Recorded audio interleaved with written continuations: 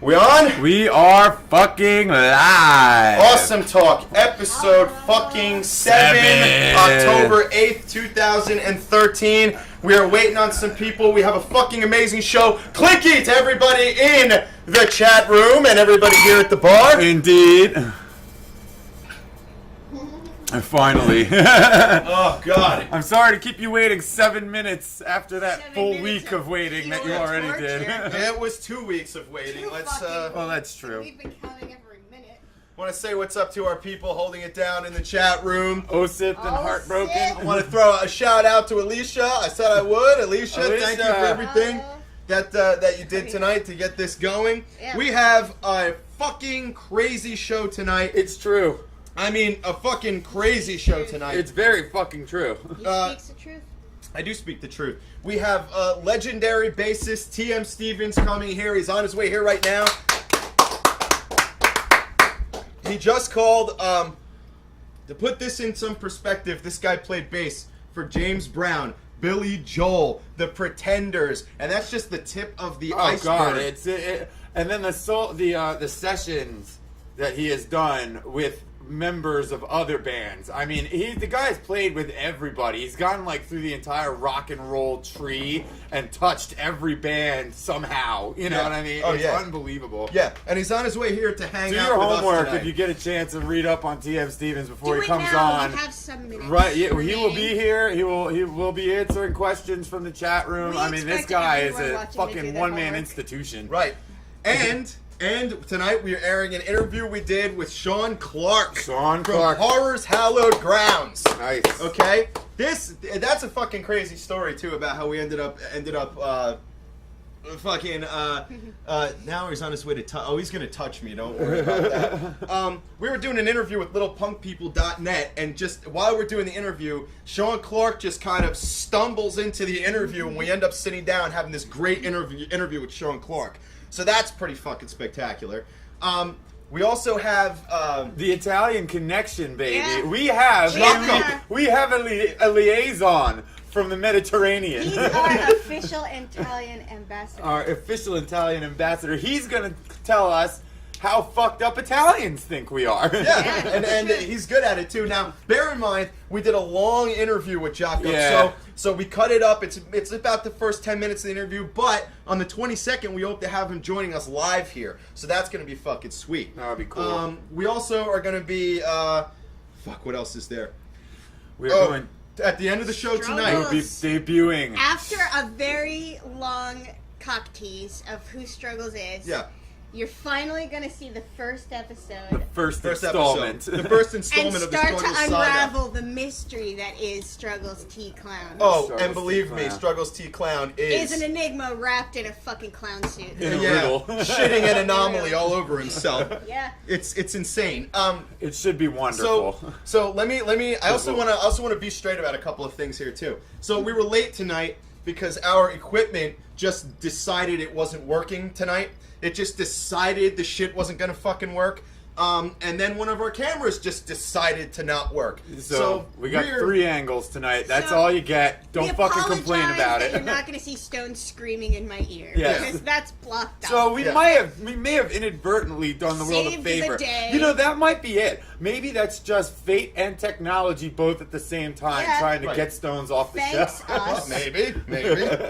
I'm waiting for my We're phone on to the go off. fucking But ball is fuck really you. what we're trying to say. But look, here's the thing. If you're late or you're not here, you get picked on. That's You all. do. It That's all. happens. It happens. If I wasn't here, you better do that shit to me. You know, we will. In fact, Yeah, I'm surprised. Shit, you're here. I'm gonna kinda pick have to on you fucking be anyway. here. Yeah. Well, I'm surprised you guys aren't picking on me for losing my mind about the Oh, equipment not working. it's coming.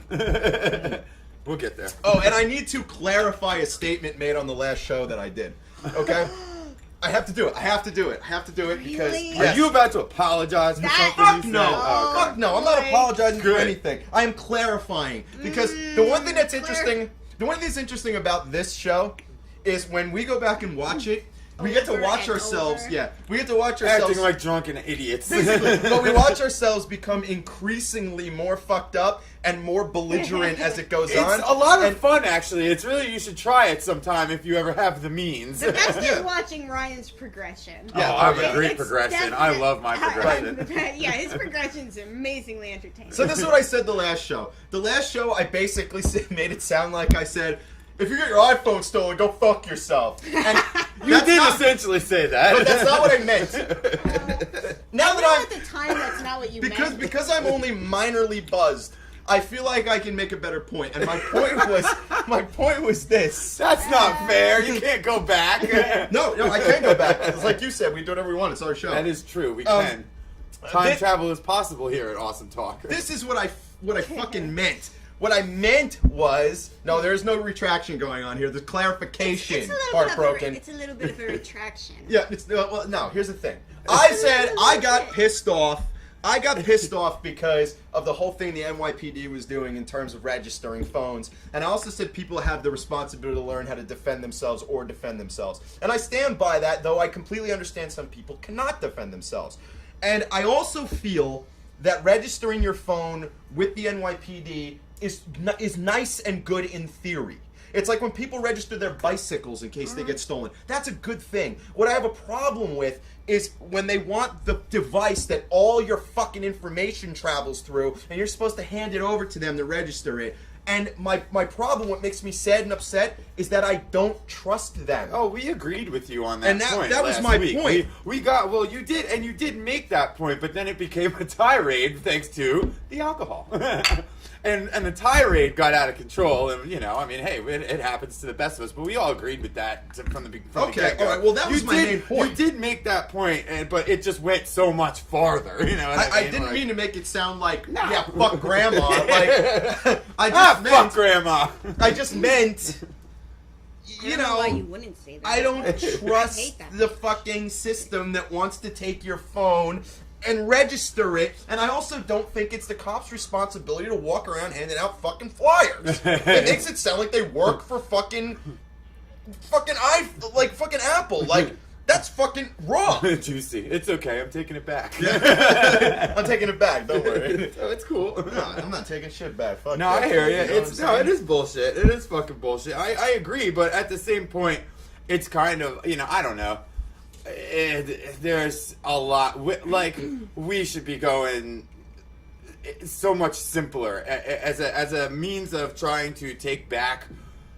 What little fucking power over our own lives we can. That is Right. the last stop on the list. You Yeah. know what I mean? Like, And- it sucks to say that. And I wanna we move should on. be allowed to get more pissed off about that, actually, but it's kind of like a moot point at this juncture, because What do you the mean? rest of our liberties are so blatantly trampled I on. know. I mean, fuck the cell phones. I mean, shit, It what just about seems- walking out of your goddamn house? It you just know seems what I like mean? one more thing, and I want to move on with that, but I just want to Yeah. introduce everyone in this room right now for new people. I know that there's new people watching. We had a lot of people on Twitter and Facebook today retweet about this show. A lot of people jumped on board. A lot of the Sean Clark Army has been helping us out, which is amazing. Yes, that is true. Yes. And I'm going to get to that, Heartbroken. I am Rick. I'm standing in the bartender's position. I am Ryan, and I am once again in the beer drinker's position. And... Sarah, that's me. Okay, That and is working her. the fucking cameras tonight, we got Cousin Cousin David. David. Fuck. So we're waiting on Stonz to get here. We're waiting on Johnny to get here. TM Stevens is on his way here now, Yeah, which that is should be almost cool. too fucking amazing to. Yeah, I'm really- Speakeasy. Yeah, I'm having a fucking, all week I was sitting there like, Jesus, that's really happening. I got to tell the story about how I got him to come on the show, but like I really want him to be here when he hears it, so he can Okay. hear the entire creeper factor involved in this. Oh no, that'll only Oh, he make him called more you out on comfortable. your creeper. He did. He called me out as a he's creeper well last night. aware Oh, of it. I was talking to him on the phone last night, and he was just like, "Man, it's like you kidnapped me." He's like, I was just trying to buy sushi at the store, and there you were. So, and it's true. I did kind of hijack him a little bit. So, let's see. With over 34,000 uniformed officers patrolling the New York streets and 51,000 employees overall, yeah. Nothing like making guests uncomfortable. Hey, you know what? We aim to please, Usyk.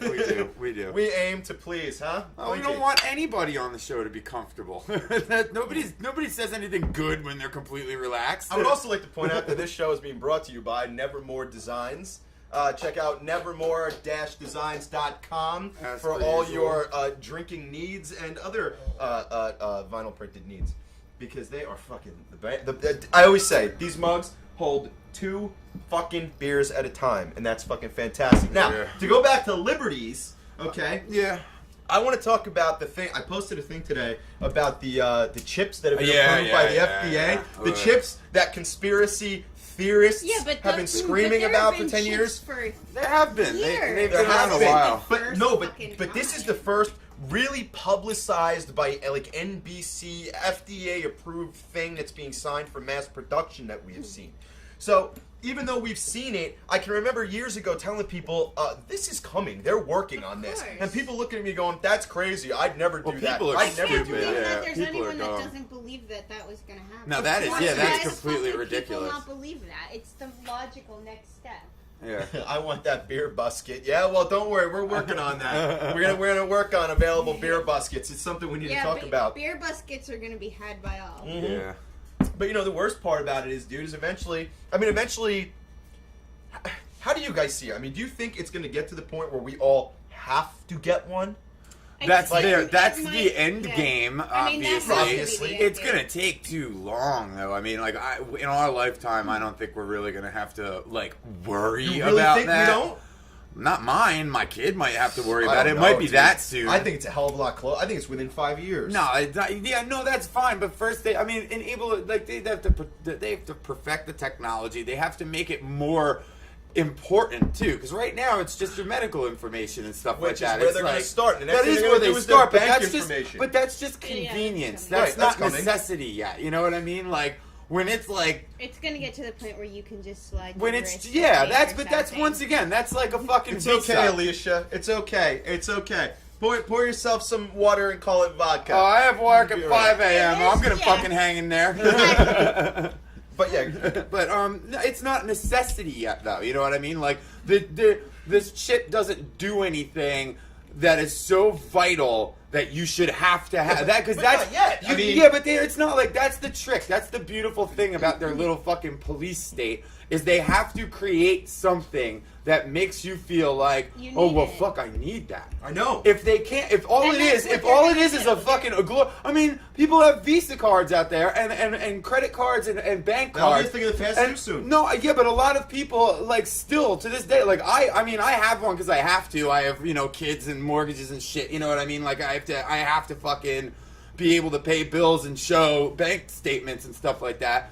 But I mean, I don't fucking use it. As little or less as I can. I fucking carry cash everywhere. I try not to leave a fucking trace of anything. I know lots of people who still live like that. So they want everybody on this fucking in this country to put every penny that they have into their crooked bank system and just carry a little card around and trust us. We're never gonna. We're the bank. What could we do with your money? You know what I mean? But there's even a flaw in that. Because the cash it's in your not pocket, necessary. The cash in your pocket has no value unless they say it has value. But it does. But it has a more tangible value. I mean, like no.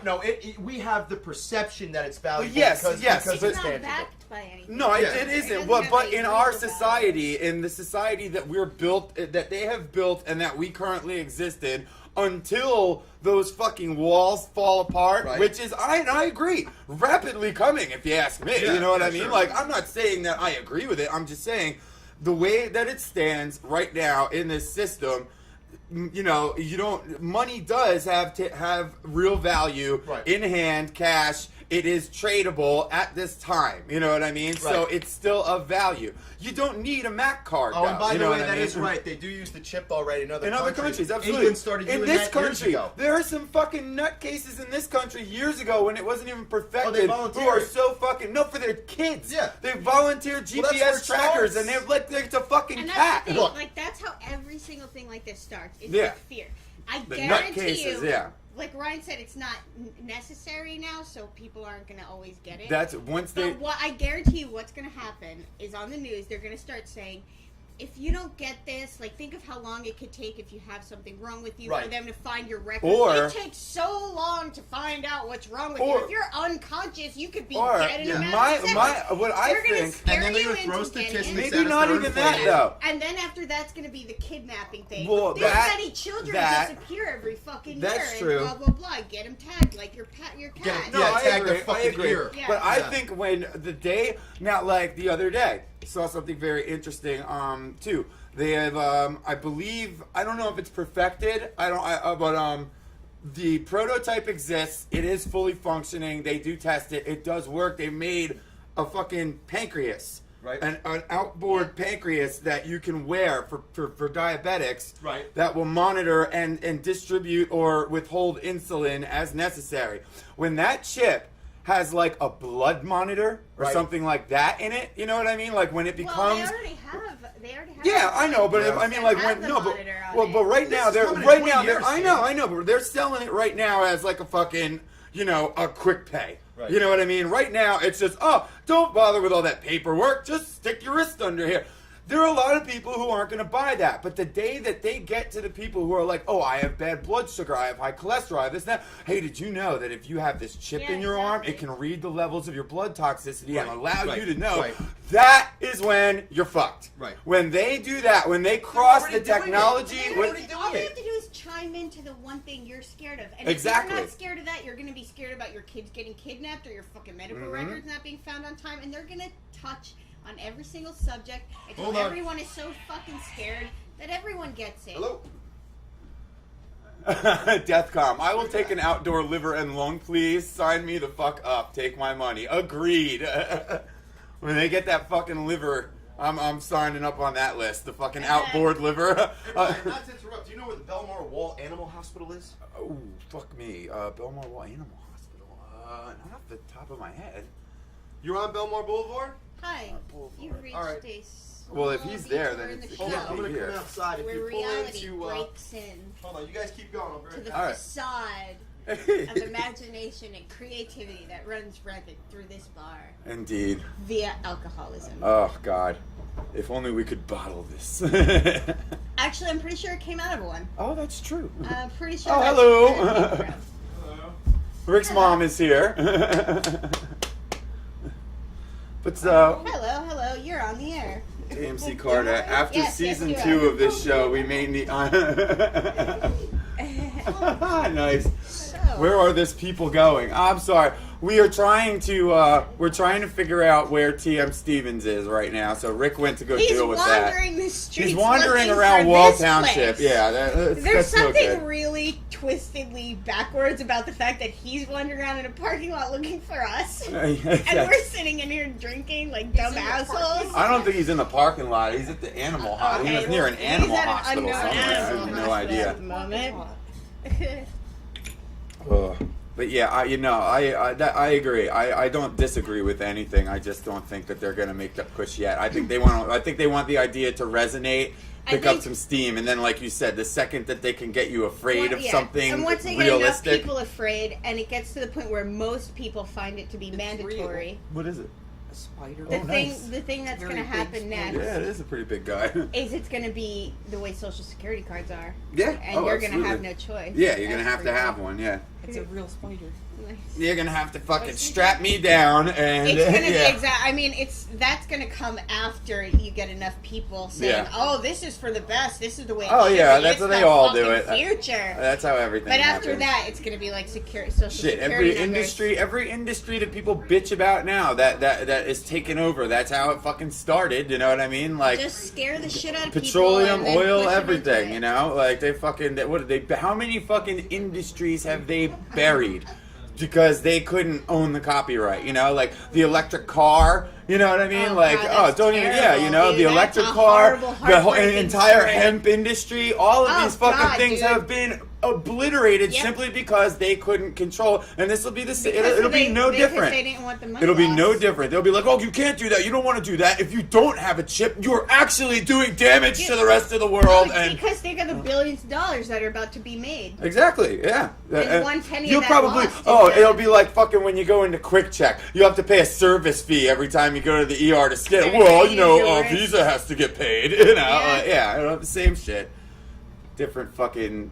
Now they're just trying to bring it to your forearm instead of your wallet. It's just gonna be easier for them to fucking find out anything they want about you at any time. And Yeah, well, don't- more- Oh, dude, I can't wait for them to go the terrorist route. Well, just yeah, And that's so that way they're looking for terrorists, and if you're a good person, you have nothing to worry about. We're not gonna. I mean, Yeah, that's- so what if you have this thing, this computer in your wrist? It's cool, whatever. People are coming and going all over the fucking place around here.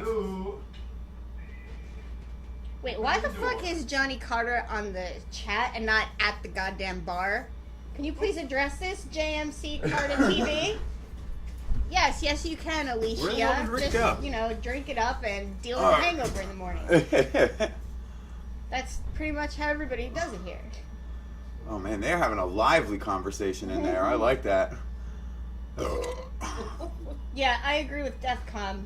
That's Andrew's really not the way here to to go. burp. I have to Oh, try you and have to pick up the fill in slack a until he little gets bit. here. Yeah. Oh, I'm hardly filling in. Nobody can So fill our Andrew's. chat is planning on starting its own government, living in international Oh, here we waters, go. and fighting off anybody who tries to destroy them with swords. Nice. Oh, he says he's mobile. It's a good Is he plan. conversating with us while driving? Yeah, because I told the asshole he should be at the bar and not in the chat. My goodness. Hello, dear. How are you? Well, we're down a person or two. Yeah. What do you So, think? have we covered the medical chip? Oh well, yeah. Well, I was saying the terrorism thing. Oh, yeah, That's going to be the next route. After all this, it's going to be, well, we're doing it to find blah blah blah. If you're not a bad guy, it doesn't matter. It doesn't affect you. It's basically like nothing. It doesn't. It's painless. It's free. Whatever. Hey, look at what we got here. All right. well. Look who it Real is. stools. Very nice. How you doing, bud? How's it? Hanging in there, can't complain. Stonz has Stonz, entered the world. Awesome Talk studio. Welcome Late. back to the Fucking show. late. Yeah, well, He's got kids. I gotta kiss the boys goodnight, you know. Hey, I don't. Hey, you know what? Listen, Children, what you do at the bar is your own business, okay? Oh, is that Margaret? Oh, Margaret. Yeah, children are no excuse. We whatever.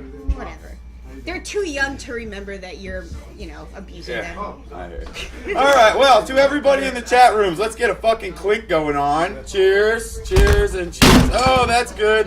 Well, there goes that Camera down. beer can / camera and everything else. That was my presence. It does that sometimes. Yeah, cameras like to suicide when Stone comes in the room. Yeah. Comes in the room. They're like, all right, I'm out. Peace. Where's the No, tea? I'm getting Sarah, beer. you know where the tea is? You can look in the bar on that I side. know where it is. Yay. Hi, this is Awesome Talk, and I'm Sarah, the only right, one hold on. left Give me one sec. semi-standing, which is rare for a cripple. I'm usually the first That's one good. not standing. There's an Andrew missing. There's a Richard. Oh, wait, I missing. gotta put There's an tape on it every anyway. fucking one missing. Everyone is missing. What's going on? I'm Just here, stuff. so no one's coming. He's generally bad at life, pretty much. Oh, okay. how's that, I wanna, Dave? you know what? I Is want that a to good talk or more about. up, down, away? I want to talk more about the You struggles. still got Sarah? Struggles episode? Wait 1 second, without giving too much away. Alright. All right, for the past couple months of Awesome Talk memorabilia slowly leaking forth, I'm sure you guys have noticed the struggles the clown that randomly appears at times, and he's also on our poster back there behind Rick's head in every episode. Yes, he's a very So- creepy fellow. Yeah, so you guys are probably know that he exists, but don't know anything about it. There's an entire backstory to Yes. him and the green weirdo who's the other dude in the Awesome Talk poster on the wall. How deep are we getting into this? And back? Oh, this, not now. this Yeah. episode will be the first. I'm not sure. This episode will be the first Oh, episode okay. Oh, what? where you get to actually. Oh, meet okay. Shogo. Huh? So it's gonna be a series, It is and gonna be it's very gonna good. start to unravel the mystery, the matrix, if you will, that is Struggles T-Clown. Whether or not you can figure out exactly what's going on, we'll leave it up to interpretation. Maybe we'll get some interesting theories in the chat room as to exactly. But don't think of it as like a weird artsy film with no point. Well, Like, there is a backstory. There is. It's a weird artsy film with a very stupid point. Don't let your creeped out factor mask the fact that there's a storyline going on. Because there is one. There is. And I also want to say, because it's not in the video, but it should be stated because it's worth stating, is Stonz actually wrote all the music, wrote and fucking recorded all the music on the Struggles episode. Basically just on the fucking fly. And it was amazing. I know we're playing up Stonz right now, which is completely owed to him. Oh, look who it is, guys! All right, to the Awesome Talk Studios, we would like to welcome Mr. TM Stevens. TM Stevens! Woo! All right. Excellent. Can we have another round of room? Can we get another round of room here, okay? All right, well, start it off. All right. My name is Rick. I am the bartender here at Awesome Talk. You are? Mom. I am Awesome Talk's mom. Awesome Talk's mom. Go ahead. I'm Ryan, the brains. Wow. Yeah, brains. I'm Stonz. That's it. That's it. I'm Sarah, the brawn. And we also have TM! TM Stevens! Troublemaker Stevens! Absolutely. Excellent. Jaeger bag, because he's got a Jaeger shirt. Oh, hell yeah! It's a Jaeger bag. Fantastic. Come have a seat, buddy. These guys Have were a sponsored seat. by Jaeger for a while there. Yeah. So So we were more like indentured servants. So what were you guys talking about when we walked in? I want to jump in on this. We were talking All right, about besides struggles. We were letting people know about the film that they're going to see later on tonight. before That that, there is substance behind it. It's not just some wacky film and to try and. And before that, I said that the next way they're going to get people to the chip is ultimately going to be like a social security number. Oh, we were talking about the government microchipping people and the fact that was approved by the FDA this morning and that they want to do that. Now you have traveled The world. the whole fucking world. And once. he's getting ready to go tour in Russia. Yep. What is going on with that? What is the deal? What are some Still of the waiting for the visa, but I mean, it's like I almost did like a tax return to get it. Right. I'm just waiting for the embassy to approve it or not. And why does it take us so long? Who knows? Probably Edward Snowden. Yeah. I mean, is it the government shutdown? I mean, what the hell is? Well, I That could called be- the Probably IRS a good today part of it. because I wanted Right. to make a payment for the tax thing, and they said we're closed. Nice. So then Does that mean I get to keep my money? okay. Why anybody is paying taxes right now is beyond. Yeah, we shouldn't be paying taxes No, if they're absolutely not, not. fucking working. No, they said they were closed, but you must be paid by October 15 on the deck. We have the extension. Yeah, right. So if they're closed, how the hell? How's anybody even answering the phone? They didn't. It was a tape, machine. though. Yeah. We still want your money. We want your money. This is bullshit. Oh my god. Yeah. That is bullshit. It's fantastic. I another swear. beer. The audacity. So is not only can they not work, but they're allowed to tell you to still pay them to. It's to beautiful. do it. It's Yeah. beautiful. It's like They're brass downsizing. balls right there, It man. really is. They're trying I to streamline swear. the system. They're I mean, seeing you where the almost cracks have are. to respect the deviousness involved. I do respect. I swear to God, if I wasn't one of the suckers getting his next step on, I'd tip my hat to him and be like, "Well played." Yeah. Exactly. I mean, the government is pretty gangster. They are fucking extremely Bob, what do gangster. you mean? I won't go political. Music. You know what? Hey, Music. I hear At you. this- Figaro. At this bar, we don't care. We'll go religious. We'll go political. We'll go all over the fucking And we're all place. friends at the end of Not, the day. not exactly music related, but I was Is it? reading about what happened to It's a real you spicy getting one. attacked with someone with fireworks. Yeah, I was reading about That's that. crazy. But that was Tom. in Wait, Europe, right? Did you get like really injured? What? Okay, good. What happened? What's the deal? No, somebody lit fireworks a little too close to me. He just He-Man. And I That's exciting. and I heard something go, tss, and I looked, and I ducked in time for the. Oh, I moved. wow. Damn! But they Holy weren't trying to. shit. They weren't trying to hurt, but they lit it and didn't realize we were getting in the bus. Oh god. Oh my Yeah. god! Holy Was it hell! like a bottle rocket or like It's one of those something things that big? take off. Oh shit! Damn. I'm missing. But It didn't bother me. Well, there you go. I always say, There you go. mind over matter. If you don't mind, it don't matter. Exactly. Right, There hey, you click go. to that. Click to that. All right, let's do this. I am. Now it's a fucking party. And you got that light behind me, so now I look like a vampire, Count There we Blackula. Well, that's and he called me Count Ricula. So Ricula. Count Ricula meets Blackula. So, okay, there's something I've just been dying to bring up. I just gotta. Yeah, he's been holding on to it for Oh, like he weeks. really has. Yeah. I just Like all want my to. friends. I just want to talk about playing with James Brown. Yeah. What the hell is that like? What was your experience like? How long did you play for? What? And you did 8 backing vocals on Living in America with James Brown. Yeah. Yes. How the hell did you even get yourself in a position to get there? I want to hear this story. Oh, well, I was a kid. What do you mean by a kid? Because I call myself a kid. Kid. Okay. 13, Holy hell. 12, 11. Wow. You're a Mickey Mouse Club. Yeah, Yeah. but before your time. Well, yeah. Yeah. When I was watching Mickey Mouse, it was Annette Funicello. Right. She's awesome. And do you remember that song? Oh yeah. MICKEY But that was back then.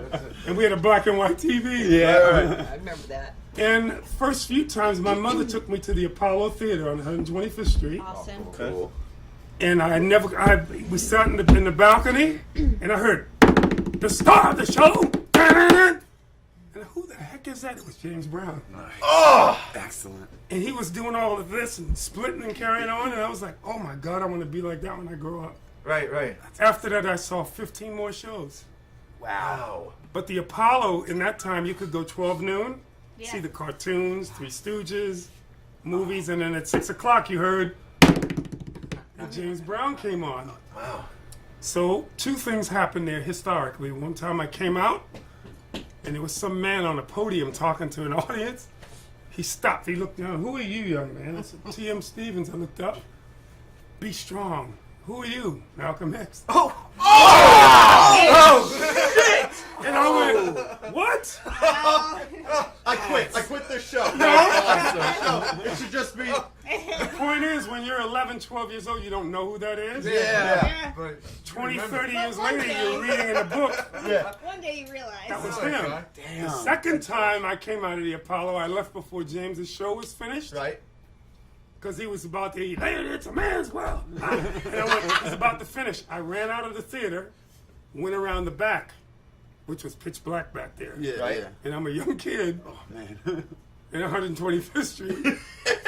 He came running out of the back door and got in his car, and I knocked on the window. He rolled it down. What? That's how I picture it too. Well, mind you, I'm standing there looking at his window, and you heard me say roll? They didn't have automatic windows there. Yeah. Right. What? I said, one day I want to play bass for you. I love what you do. He just said, stay in school, get a job, and don't do drugs. You be famous. Roll the window up, and he pulled away. Yeah. Left me in the black neighborhood. Oh man. But Well, better you than me, probably. 20 years Probably later, a little better. 20 years later, who was his bass player? Awesome. What? That's unbelievable. I've got to cling to that. I Yeah, just want to that's cling to that. That is unbelievable. just, Phenomenal. dude. That's- That is. That's Yes. great news, man. 20 years later, and I went, Mr. Brown, you don't remember me. I was a little snot-nosed kid in the back of the Apollo, but here I am. I don't remember you, but good for you. And I went, yeah, I did it. And I said, if you follow your dreams, But your dreams will follow you. Wow. Nothing is impossible. Yeah. That is just. that's could be awesome. truth right there. I mean, Follow without a your doubt. dreams. Without a doubt. Your dreams will follow you. Let me tell you something, man. When it comes to this show, Yeah. me, him, and my buddy Andrew, we started building this bar, which is not finished, unfortunately, but it's getting there. It's getting there. And we just started turning this It place holds into a a beer pretty studio well. because we wanted this show. And I just feel like that's what we're all doing here. We're just going for it at this point. You know? go. Yeah. Don't give up. You know, I mean, Nothing is impossible if Never. you. It's just like when I was flying in the plane. I just went to Canada. We were flying towards some clouds, and it looked like a thick wall. You couldn't see through it. wow. I'm going, oh, is he going to fly under it, over it, around it? As the closer we got to that wall, the more it looked like vapor, just water. Then it said to me, problems in life are just like that. Sometimes they look impassable, but when you get close to them, Yeah. mist. Big ass smoke screen. Just I couldn't Right. agree more. Right, it's like a big ass smoke screen. exactly. So couldn't we all agree have more. problems. Everybody does, yeah. It's not the problems; it's how you face them. Right. You, that's not good. Face it. Exactly. It's not a problem unless you believe there's a problem. Yeah. Right. Face it. Well, I have a problem. My beer's getting low. I'm gonna get another. That is a problem. that is a problem. What a fest! But I always say that because you're talking to a young man Right. who grew up in the Bronx and moved into Harlem, Right. and we lived on in Spanish Harlem, which is 110th Street. Uh-huh. And Mom didn't pay the rent, and they put us out. She wasn't home. Shit. Oh, wow. Oh my god. The door knocked. City Marshal, you gotta go. And they took all our furniture and put it on the street. God.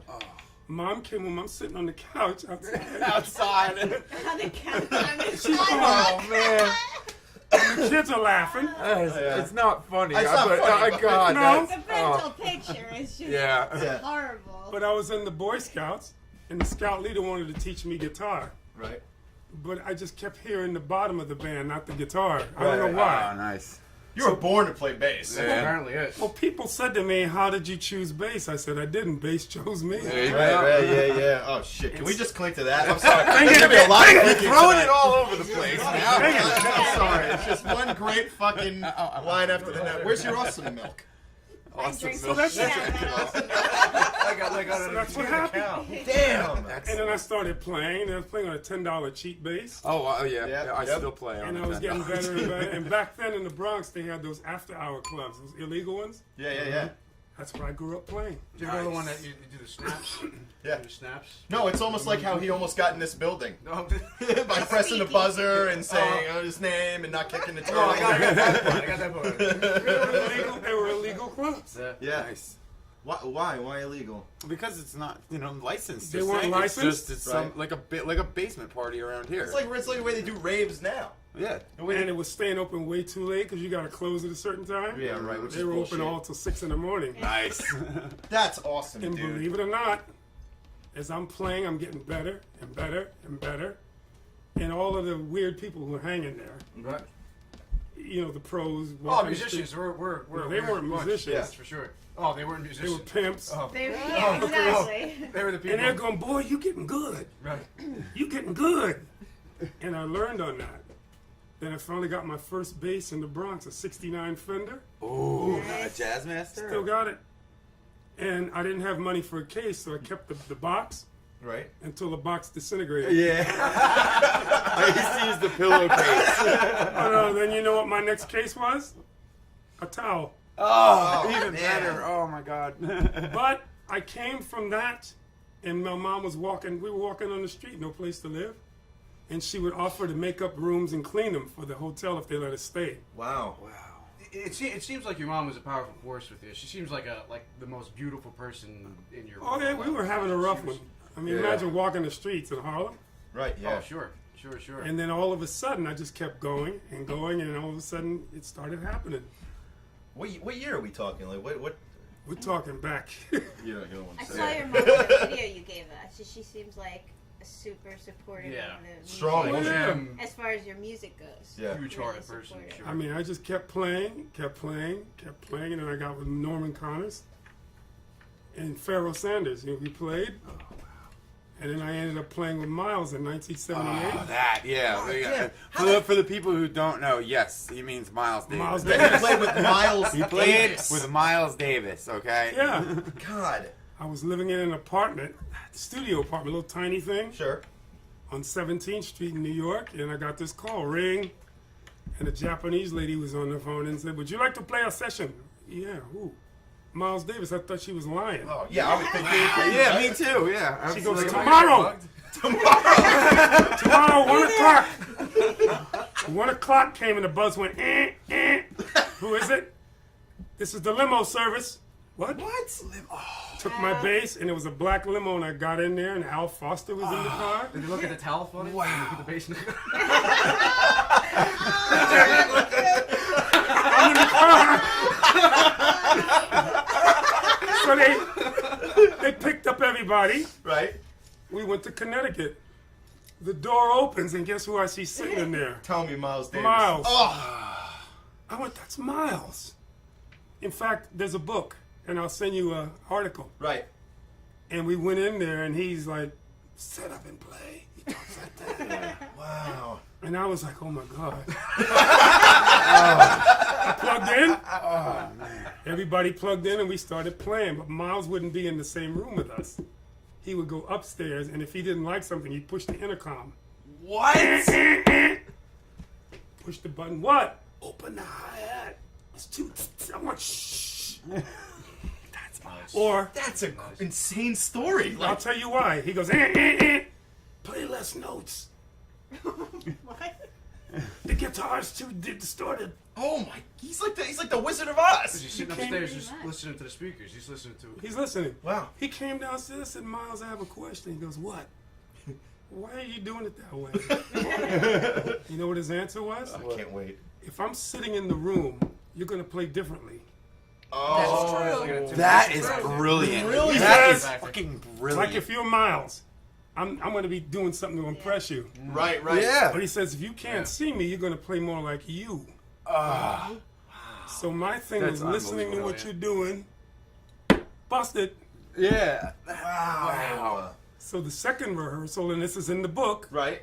I'm in his biography, but I had an afro. Do we have an image of that, Dave? Do we have the Miles Davis image? We do.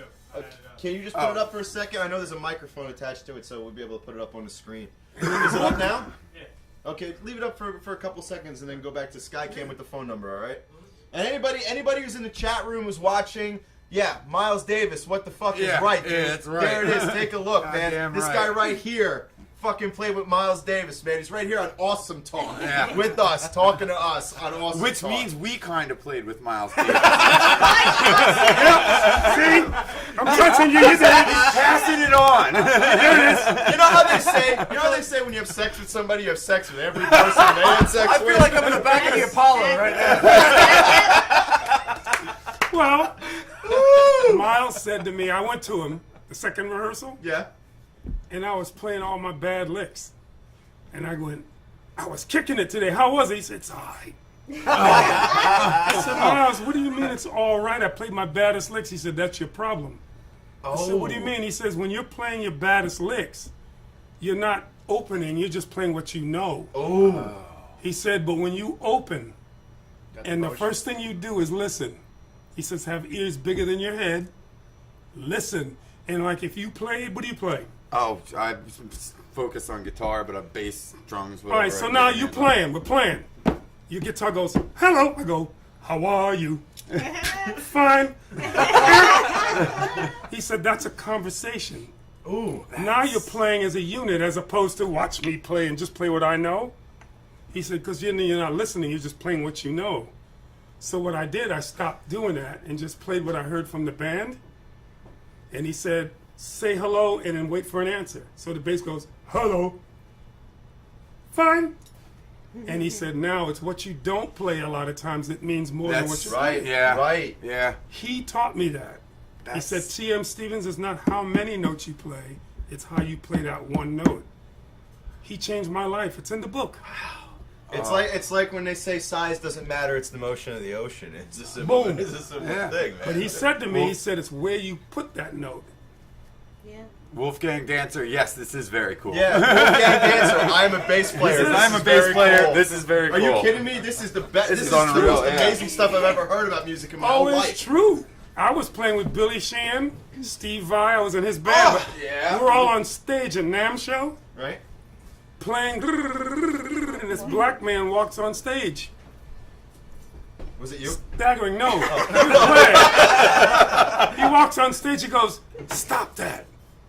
We went, who the hell are you? And he grabbed the guitar and went, the crowd went nuts. Oh no. I think I know who you're. Uh-oh. And we went, how did you do that? Is that him? How did you do that? And he was going, when we got off stage, Right? he said, y'all guys are going, and he went out and went, "Boo," And melted. He said, it's how I played that one note. that melted the crowd. He said it's when you hit it, how you hit it, and the feeling you hit it, and how you touch people, not Right. typewriter. Right. Yeah. Well, I said, who the heck are you? B.B. King. Oh! Oh my god. Oh my God! B.B. King. made a report about it. I'm not even gonna Yeah, say yeah. anything for the rest of the night. Like this is It was B.B. King who told me that. Damn. fascinating. That is unbelievable. It was B.B. who said that, and I went, he's right.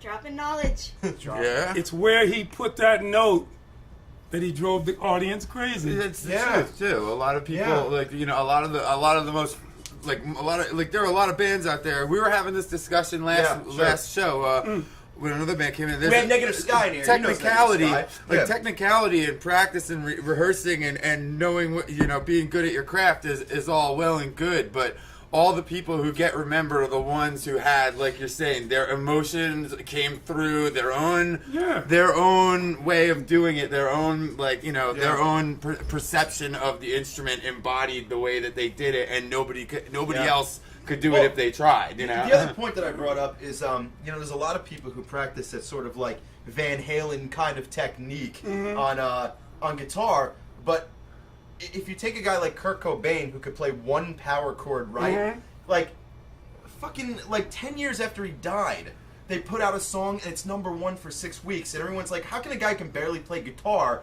make it work? And it's because his heart was pouring through that guitar when he played. It didn't matter what he played; it was how he how I he don't did it. think You know. there's anybody in the world that likes Kurt Cobain because he was a good guitar player. No, of course not. Of course not. You don't. But yeah, but I think there's a lot of questions as to how's this guy revered as a guitar player, and he's not. He's revered as an artist. Yeah. He's an artist, and I think there's a difference between the technique you put into something and the heart you pour into it. You know, I mean, it's like when you see street performers in New York who are banging on fucking buckets and shit, and it's like sometimes you just have to stop and just be like, this is amazing. Like, you know, it's just incredible because it's just all heart being poured into it. Yeah. You know? That's how I'm half technique, heart. Yeah. That's how I learned from those guys. Yeah. Right. Because Sure. I played with Mahavishnu too. If you didn't get that advice when you were young, how different do you think your career would have I'd probably been? be Captain Technical because I can play Yeah. very fast, very technical, Do you bebop. think you would have Yeah. gotten as far? I think they taught me what to do to make it. Yeah. Because you're too young for this, but there's a song called I Should Have Loved You. I should have. Do, do, do, do, do. I wrote that. It's one of Narda's biggest hits. Yeah. Yeah. I wrote it. Nice. Unbelievable. Man. And I mean, John Entwistle said the same thing to me because, you know, he was in Warwick like I am. Sure. And I have a Warwick, which I'll show you later. Oh, I can't wait. We got some amps set up over here, by the way. Watch out now. Get some of them wine. Get some of that wine. And Mothership is about to land! But I mean, we were playing that, and I was just jamming. And Narda said, change. And I changed the beat. Change. And I played that lick, and it was a #1 hit all over the world. Did you have a moment? Was it with Miles Davis, or did you have a moment where in practicing playing bass, you just felt like you got something on another level, like because I've watched you play, and it's just this, the way you pour into it. I don't think I could arrange my mind to do what you do fast enough on any instrument, and I'm sorry, not trying to sound like I'm kissing your ass, and maybe I am, but like, you are amazing, absolutely. And I just wonder, like, what that moment was like when you just said, "Fuck it, I know what I'm doing. I'm part of this bass," you know? Well, yeah, I mean, for one time I used to say, let me play the bass. Then something in my mind was Miles, James Brown, John McLaughlin, they taught me how to listen. Then it was not me playing the bass, I am the bass. Right. Yeah. So it's not like there's a T.M. Stevens who's like this and then there's another T. I'm this way 24 hours.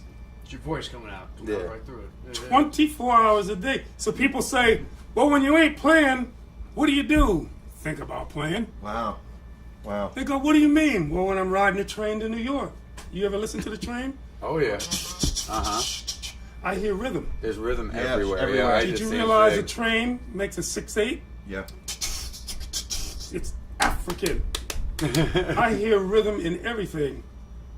Very cool. And I don't mean to be nasty, No, I'm fine. Go ahead and But get you look nasty. at them big sisters with the big booties ain't walking. Yeah. I hear boom, boom, boom, boom, boom, Oh, absolutely. boom, boom, boom, boom, boom. What I'm saying is not being spicy, but I'm just saying creativity is everywhere. It's like rain. Exactly. But are you taking it?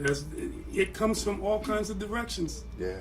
You know, I think the hardest thing when you're a creative person is trying to make it part of your life when you're forced to go to work every day. You're forced to, it's like I was at work today, and it's not that I have problems with my job, definitely, but like all I could think about today was being here tonight and broadcasting and all the things that we've produced.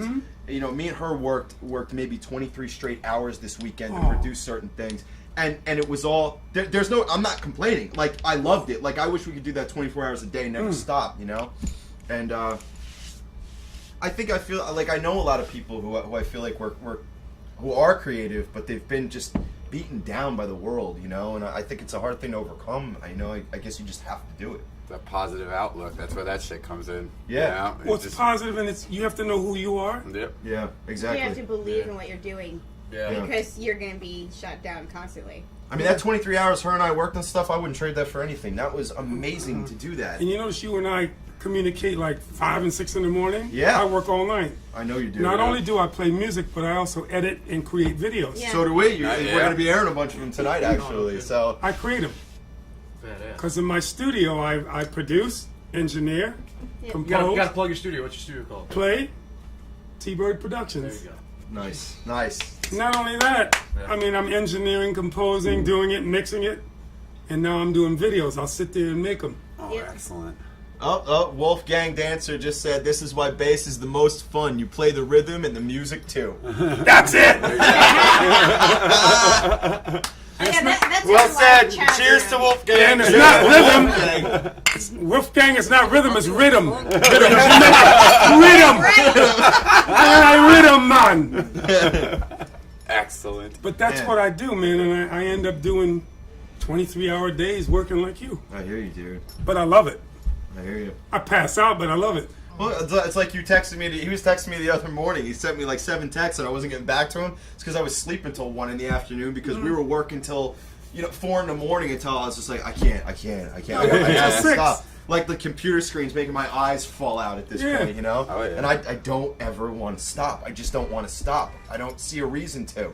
Like, I owe money to credit cards. I owe money to bills. I owe money to shit, and I know that I do. But I met this guy once. He tours the world reading poetry to music, okay? And he soaks in all this grant money. His name is ML Liebler. If anybody wants to look this guy up, I mean, we were listening to the poetry band, right? It's just crazy. And he does this thing where he travels the world and he reads poetry, and he's got a guitar player and a piano player with him, and he reads it, and he praises the Beatles while he's reading and everything, right? And he said to me, follow your passion, follow your creativity, and the money will follow.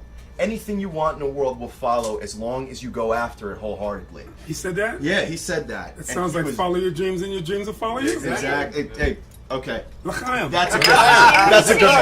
That's a good moment. Mazel tov. Mazel tov. I speak a lot of languages. No, it's perfect Slanja. too, because I was Slanja. But yeah, living a creative life, I mean, and I feel like the system does its best to try to stop us from They doing do. that. They do, absolutely. I mean, how do you see that? I mean, you... Well, you're talking to somebody in '78 who was playing with Miles, and now Yeah. the business. Right? We had record companies.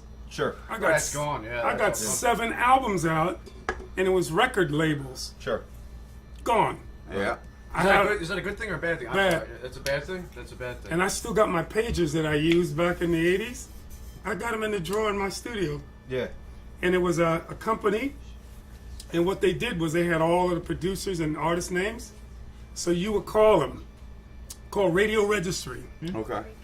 and you go, I'd like to get TM Stevens on a session. They have all of my Oh, numbers. yeah. So I'm walking around the city with my bass on my back. Zzz. Yes, this is Radio Registry on a payphone. Sure. Yeah. What's your name? Ryan. Ryan wants you at blah blah 54th Street to do blah blah session. When? 20 minutes. But Then you run down there. That's and do it. awesome. But I want to come. Listen, I really, really, sincerely want to come back to this because I want to talk about record companies, absolutely. But right now, it's a little bit after 10 o'clock, and for some people who don't know, I want to go around the room real quick. I'm Rick, bartender here. This is. Just say mom. Mom. Ryan. TM Troublemaker Stevens. Stones over here. Sarah. And right now, what we're gonna do is this man right here is a legendary bass player here on Awesome Talk. And what I want to do right now, just to give the people in the chat room an understanding and the people watching understanding who you are, we're gonna show your music video, the animated music video, right now. When we come back, the first thing I want to talk about is record labels. And we'll get to the questions that the chat. We will, Yeah. absolutely After heartbroken. Hey, Yeah, and Clinky, the my Chico. friend. Absolutely. Cheers. Figaro! Yeah, but Let's show that TM Stevens music video, baby.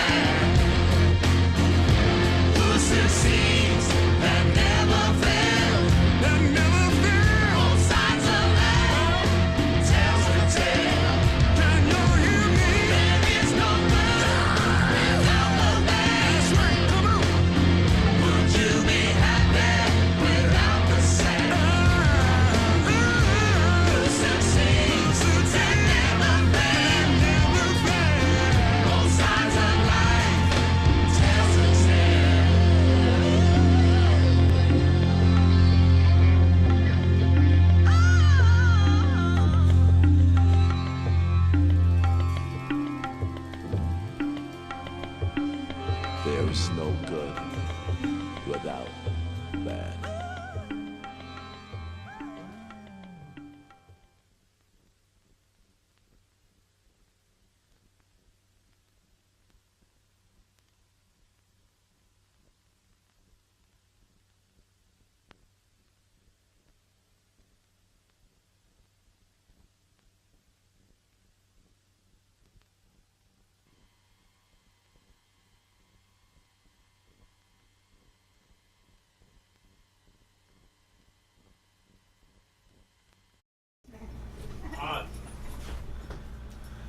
Welcome back to Awesome Talk. We just saw the coolest fucking bass ever. Yeah, We and are you're here gonna with see it TM soon. Stevens. Yeah, absolutely. We're here with TM Stevens, dude. Oh my goodness. Thank you so much The for being here tonight. Troublemaker, dude. Oh my god. So, I want to talk about record labels because I got some shit to say. Yeah. And I want you to respond to This it. is such okay? a back and forth like issue yeah. nowadays. Yeah. It's really because I respect the way that it used to be done, and I can also respect some people's viewpoint on how the record industry itself might have violated a lot of trust Which with it did. people and kind of yeah, you know, yeah, we've been on, you know. By the way, With a new band called the Jägermeister. The Jägermeisters. Jaeger, if you're watching, we could use a sponsorship. Yeah, we could use a sponsorship again. Give us a call. So, so record labels, okay? Yes. We're coming out of an age where record labels were king. Yes. Sony was king. Geffen was king. Yes. Yeah. Death Row was king. Okay? Now we're coming into an era where you got like guys like Immortal Technique. Okay? Ill Bill, these underground New York rappers.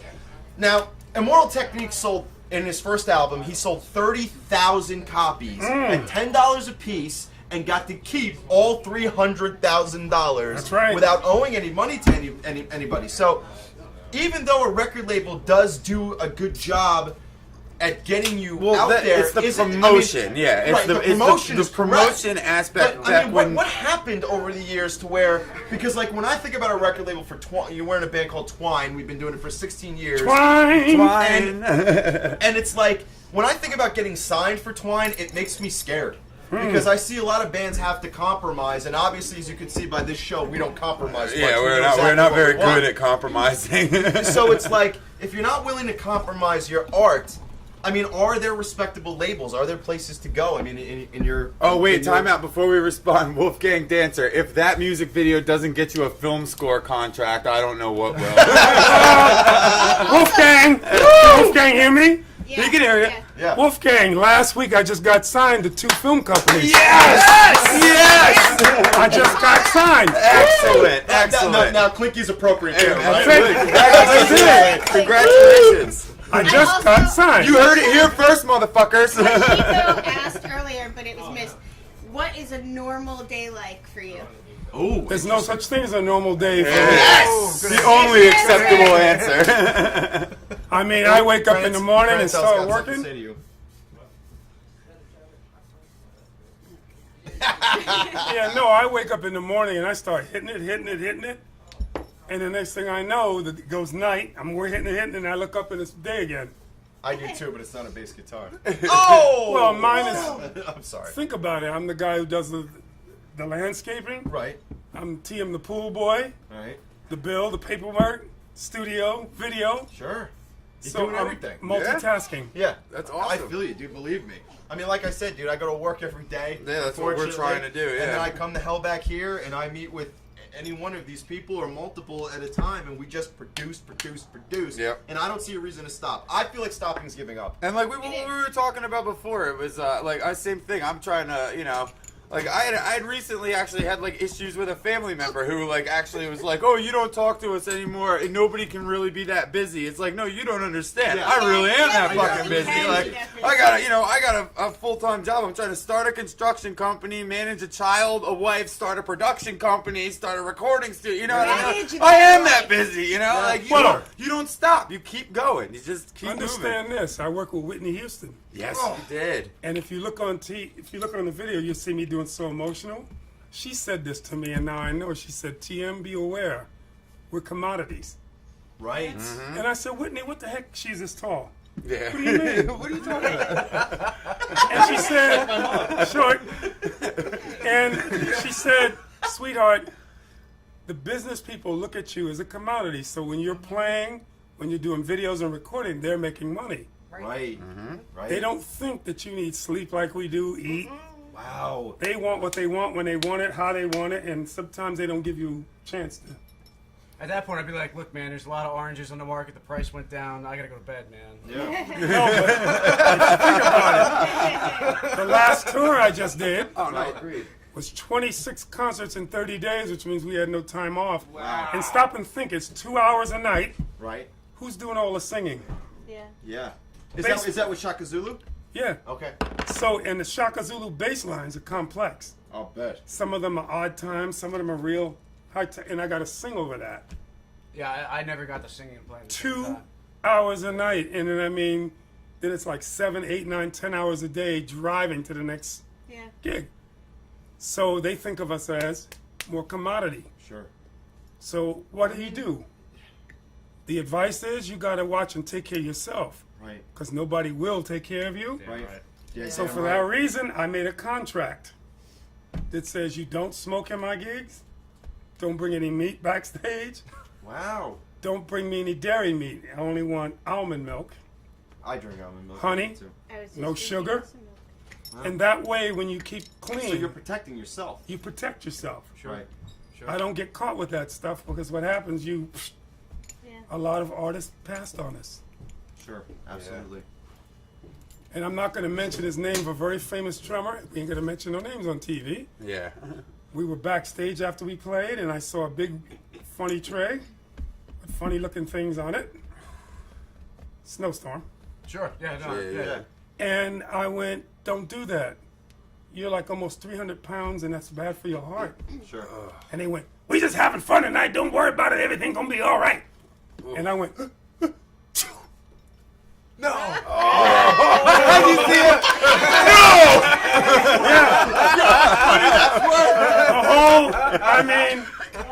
And I'm not mentioning any names because that's not my job. Sure. Of course not. No, yeah. But everything went all over the place, and for like 5 minutes they were mad at me.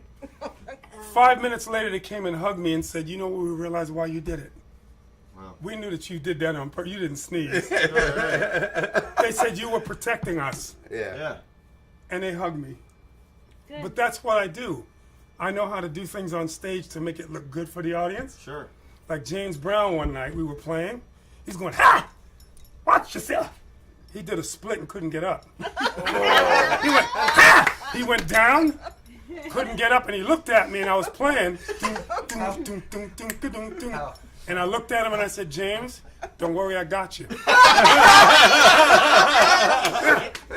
So I kind of danced on the bass, right? Think about this. I walked over to him and I grabbed his mic. Ladies and gentlemen, for 45 years, James Brown, still doing splits. Look at him. Excellent. And I went, because of this, can I give James Brown a hand and shake his hand? The reason I said Because that. to pull him up. No, I didn't tell the audience that. Right. Of course not. I just want to shake his hand. Everybody screams. Yeah. Give me your hand. Give me your hand. Like that. And I went, ladies and gentlemen, James Brown, and I pulled him.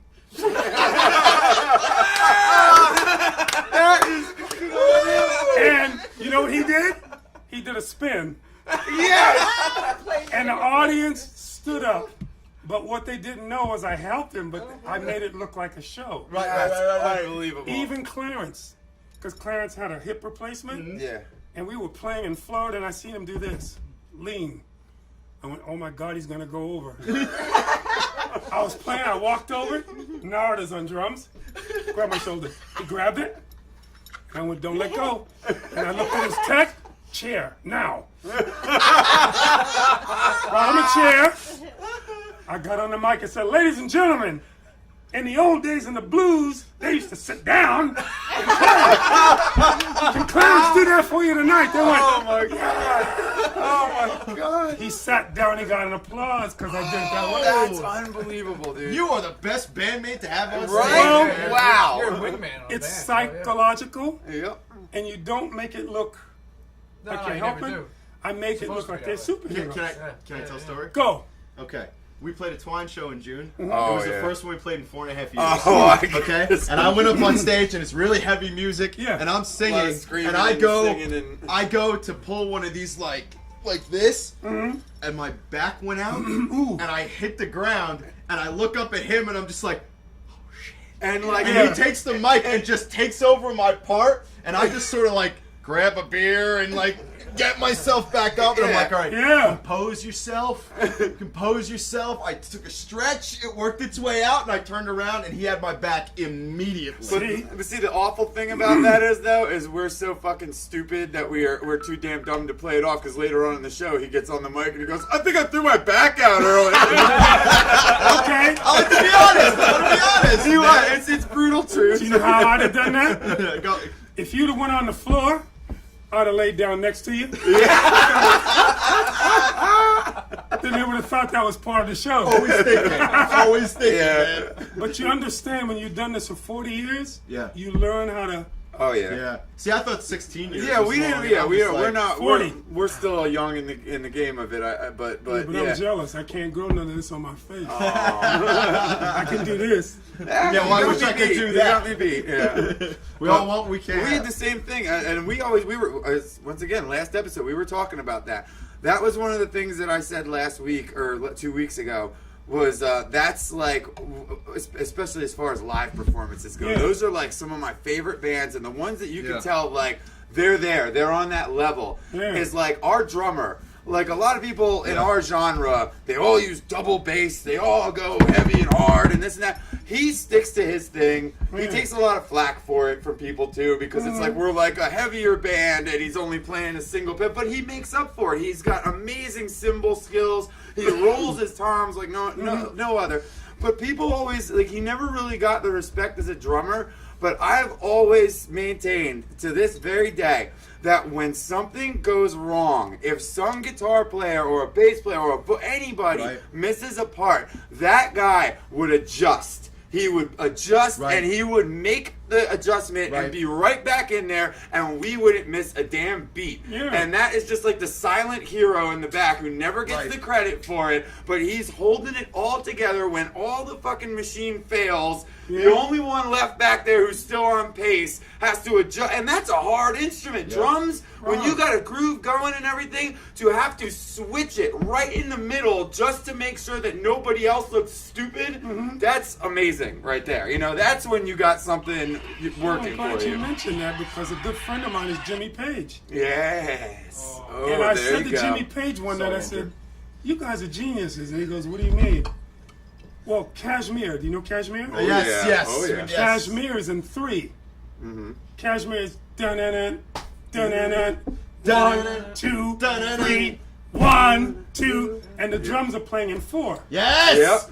He talked about that too. Yeah. And I said, "That's brilliant." And why does that work? Because they said when you play 4 against 3, the first bar it's in, Right. second bar I'm reverse, Right. the third bar I'm in again. Right, exactly. Yeah. I said, "Did you guys figure that mathematically?" He said, "No." I said, "Why?" John Bonham could not play in odd times. Wow. No matter what time they played in, That's amazing. Wow. he played in 4. Yeah, that's right. That's that's really That's true. true. That's yeah. He told me, he said, John just couldn't play, so he said, "Play what you play and we'll play around you." wow. So like Black Dog. yeah,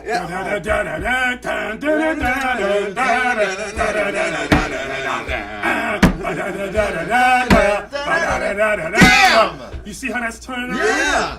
But Bonham, I his never thing- really. You never Bonham noticed was it. not into. Sorry, That's he okay. wasn't into. No. His thing was like boom. Just heavy groove. And I yeah. always teach everybody. I say, lobotomize it. Not lobotomy, lobotomize it. Lobotomize. And they go, "What do you mean, Mr. Stevens?" I said, boom, crack, boom. Don't be going because people can't feel that. I said Bonham was a genius at just that how he hit. And I said, hit that snare like somebody you hate. Because they're going boom tick. No, what do you mean boom tick? boom tick. I said, come from Alaska down to Mississippi, yeah, and crack get it, that drum get it. head. Absolutely, yeah. But I John agree. Bonham was the king of that. Yeah. He was amazing. The moral of this story, it's not how complex. It was simple, but look what they did. Yeah, oh, absolutely. Each piece belonged. You know what I mean? Like, yeah, they weren't all. All he did was boom, crack, boom, and it was some of the biggest tunes in the world. Yeah.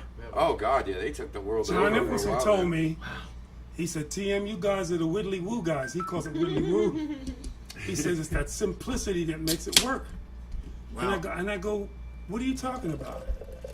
He said some of the biggest bass lines in history are the simplest. And I said, explain yourself. He said 5/1, which is the part of the scale. Sure. Yeah. And he goes, here's one of the greatest bass lines. It's simple. Boom, boom, boom, boom, boom. That's all he's playing. Right. Boom, boom, boom. I got sunshine. He said, that's huge. Right. Yeah. And it hit me in the head. He's right. Yeah. That's the truth. That is. He said, if you play who's going to remember that on a record? No. Right. Ain't nobody. He said, But this is for a simple, minute, for a simple. minute. Can I ask you something? Go. Do you feel like pop music capitalizes on those formulas in sort of a negative way? Especially today. Yeah. Yeah. But Of think course about this so. bass line. You ready? Dun, dun, go to sleep. Think about something. Dun, dun, dun, dun. Well, I think I'm going to have a drink. Right. Bum, bum. That's all he's playing. Right. And the singer's going, Papa was a Rolling Stone. Oh, The biggest hit in the world. Right. How simple can you get? Right. I'm Yeah. not saying you shouldn't play. No. Yeah. Right. No. That's just, that's part of the hobby side of it. It's just wanting to be able to do everything and anything. But when it comes to, making something that feels good and that you enjoy to play, yeah, it doesn't matter if it's the most technical, if it's simple. Yeah. Kitten Face That's it. is in the Keep room. it- She wants to know if We How's if Andrew? we can have a sing along. She wants to have a sing along. What do you mean Yes! sing along? Kitten All right, face. you guys get started and we'll listen. Yeah. You want me to sing? You ask Kitten Face if she wants Pavarotti or she wants funk. I prefer the funk, honestly. I want to bring the funk up in Honestly, I here. think, yeah. Because I can do both. Because singing was hard for me because, the bass, Oh, yeah. it's not like playing guitar. Because No. guitar is ding, ding, ding, ding, ding, ding, ding, ding. You know what I'm saying? Yeah. That's a little different than when you're playing a bass line and singing. Oh, absolutely. And they said, how did you do that? I said, I have to divide my mind. Yeah. The left side is bass, Sure. the right side is singing. And Will Calhoun was Divide playing my drums. mind. By the way, that needs to be a T-shirt. Divide my mind. Divide. Divide my mind. Because at first when I did it, my rhythm would go off when I'm singing. And Will used to come and hit me in the head with a drumstick. You slow down, right? You slow right down. 'Cause I was slowing down, You're he trying to went, focus in upon it. "Pop!" You're out of time! So then I started playing rhythm on bass and counting in weird times just to throw myself off. Oh, Sure. nice. So I'm going Trick your own do mind. 1, 2, 3, 4, 5, 6, 7, 8, 9, and 7, 8, 9, and I would count off Whoa. just to keep that so I wouldn't lose it. Wow. So that's how I became a bass player singer. Nice. That's awesome. No, I'm just trying to, over the last 2 years, I got a, like you said, $10 bass. I'm playing, and every weekend, me and my friends jam. They love Rush tunes, Zeppelin, stuff like Yeah. that. So it's a good chance to practice. And I noticed the same thing. I was always pretty proficient at being rhythm-minded with a guitar, and I could sing and stuff like that.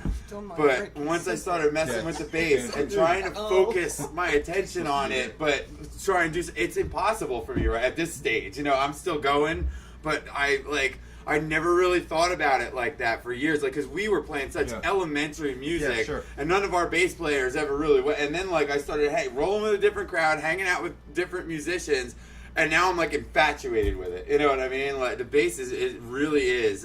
I underrated it for so long. I was all about the guitar. Then, man, now it's every time I pick up my bass and practice, I feel like I'm better at the guitar. You know what I mean? It feels like Bass my is not hands are easy. stronger. Yeah, it's not easy at all. No, I Not- think it's you a have to- misunderstood instrument. It really is. Well, if I Yeah. pick up my bass, I'll show you how I sing and play. I'll show Yeah, you. We're going to do that after the next break. I think we need to do that. I think we need to I don't do know. that. how the hell chat we're gonna room, what are set they that doing in up, the but chat room? We'll do it. What are they They're talking in the watching channel? us. They're doing kitten face. They wanted you to serenade them in funk. Yeah. Make my funk the P-funk! I want my funkin' cut.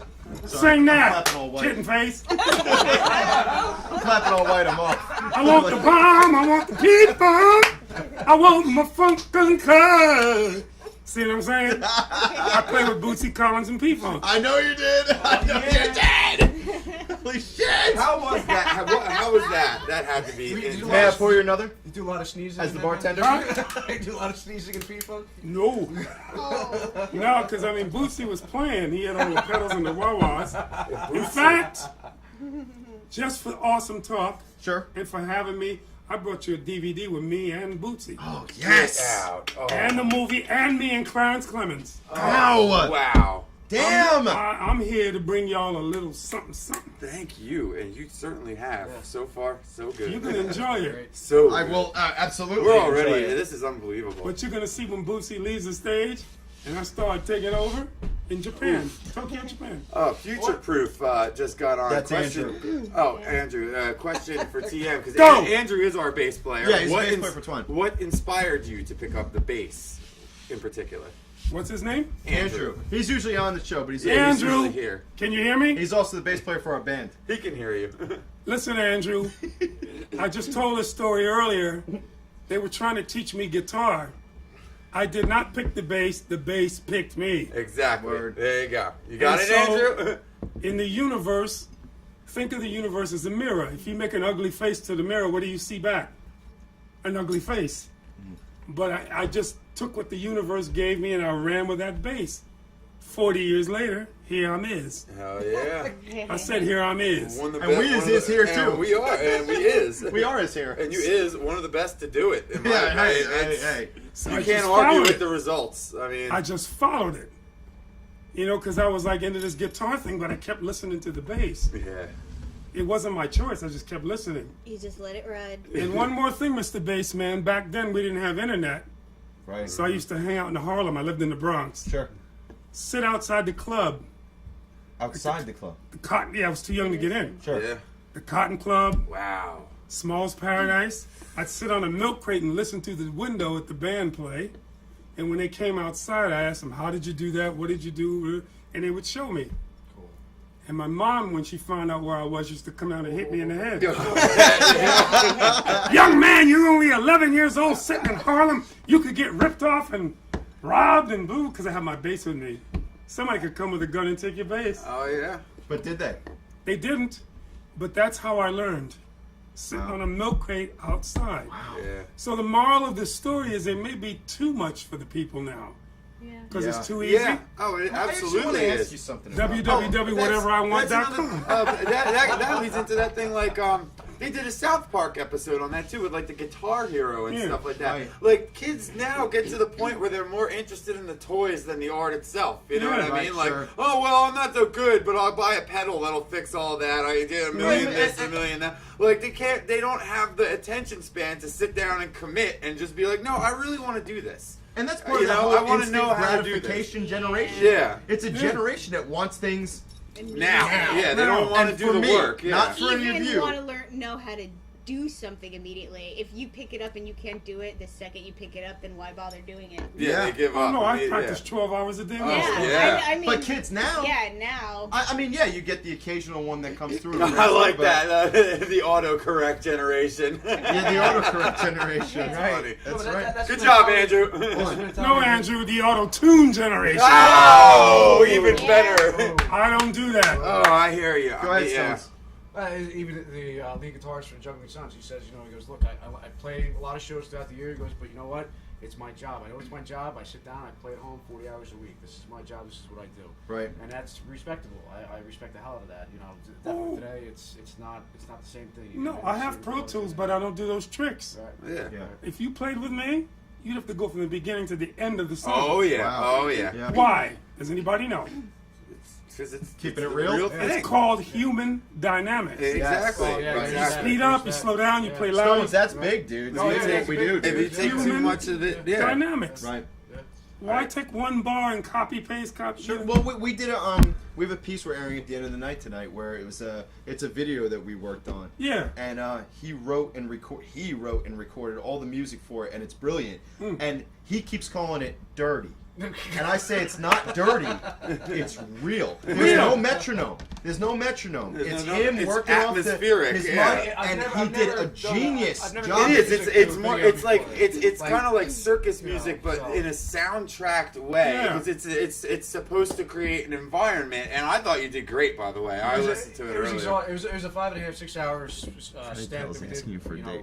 One shot in one night, and it was the first time I ever did anything like that. It was completely mentally exhausting, and I listened to it over and over again, and I think to myself, all right, next time I'm gonna tighten up this, I'm gonna tighten up that, and so I mean, I'm proud of what we did, but next time it's definitely gonna be even tighter. This guy plays keys in a way you cannot believe. I mean, he writes complete things in his head and comes in here and records them sometimes in one shot. I remember It's what was incredible. it? You were 17 and you got you became a licensed composer, right? I was in Piano Explorer. I was in Piano Explorer magazine. Yeah. He's This amazing. is you them imagine? when they were just started out. No, it's not. This is No, this is 2005. that was That that was after we had given up David's and not decided to stoked. ungive up giving up. Can you imagine Picasso? Would you want him to paint half a painting Yeah. and copy it? Yeah, right. You want the whole thing. Exactly. Yep. So if you play with me, Not to play devil's advocate, but play But it. I'm about to. But I'm gonna. That's about to happen. Not to play devil's advocate, but I would love But here we to. go. if he could have, would he have done it that way? Who? I doubt. No. No. No way. I was Not just at the Picasso. Louvre. That's my question. Not That's him my question. specifically. Oh, you went to the Louvre. Not him Wow. specifically. Others That's on my bucket probably, list. but not all. But that's my question. No, I just got back from Paris, Wow. and I was in the Louvre Museum Yeah. with Mona Lisa, Da Vinci, Oh, Usith, I'll look at you. Delacroix, and I mean, all those paintings are gorgeous, but they painted the whole picture. Yeah. Yeah. Yeah. There was no duplication. Right. No. Yeah. There's no 3D printer. Nope. No 3D. Yeah. I went and saw the Mona Lisa, and I could stand as close as I am to this mic, and they took a picture. I think I sent it to you. Yeah. You're big in Japan. I've been meaning to ask you this. Yes. Was that purposely done? Did you fall in love with that culture and move in that direction purposely, or was that just luck? Or I mean, Well, obviously, no. it's a combination of both. 7 of my albums Yeah. came out of Japan. Okay. They were Japanese labels, Nice. Oh, okay. and Alright. then they So got it was very deliberate. Right. yeah. Right. Yeah. Yeah. Well, I speak Japanese. Nice. Excellent. Do you Really? really? You speak Mandarin. 少し話せます。ありがとうございます。よろしくお Holy 願いしますね。 fucking Done. shit. There you go. Mandarin, nihama. Hoshiko Hayes says, Look, "Yay, listen. Japan!" TM, I'm just gonna move out of this apartment. You can take over. Nihon, he's Japanese? I I don't hope know. so. I don't know. My- Shiko Hayes, yay. Japan woo. Hey, Hoshiko, are you really Japanese? Woo sounds Are you just- Japanese. Nihon? よろしくお願いしますね。名前は? Yo, what's up? He's probably just a white. He's probably just a white kid that likes No, anime. no, no. I said, what is your name in Japanese? All right. There's a 10-second lag, so. I know. I know. 日本語の話せますか? I said Nippon. That means, do you speak Japanese? Ah. Andrew, who's usually on the show, says that we should have you do an Awesome Talk promo in just Japanese. はい、日本語少し話せます。ありがとう Oh, ござ he います。 said he's a you. Awesome Talk 一番ね。 Hold on, hold on, Welcome, hold on. Hoshiko. Look, he said I'm a UK kid with Japanese parents. Wow. ほんとね Hold on. All I right. want you to do that again. Without people talking. The Awesome Talk Japanese. 日本語話せますか? ありがとうございます。Awesome Talk 一番帰ります。ありがとうございます。よろしくお願いします。ありがとう。 I sincerely hope that was all positive. I was! Let's click to that. Let's click to that. You know what else? If you You know what listen, Ichiban means? Huh? Ichiban means number one. Awesome Talk is number one. nice. Now I get the name of that restaurant. Ichiban! Nice, Andrew. It sounded positive. You made it sound good, damn it. Yeah, right? Woo! Oh man, is that? fantastic. Dziękuję. Domo arigato, Mr. Roboto. Do itashimashite. You're welcome. Oh, poor Hoshiko. He says, if only my parents gave a fuck about their heritage. もう一度言ってください. Oh, there's my wife. Oh, that's sad. Wife? Yeah, my wife. In yeah. Japanese means oksan. His wife. My Oksan. There's nothing sounds good about that. It's kind of sexy. But Oksan. I travel the world all the time, so people say, "Why do you speak languages?" Yeah. Well, it's like music. If I said da da da da da da da da, you remember that. Sure.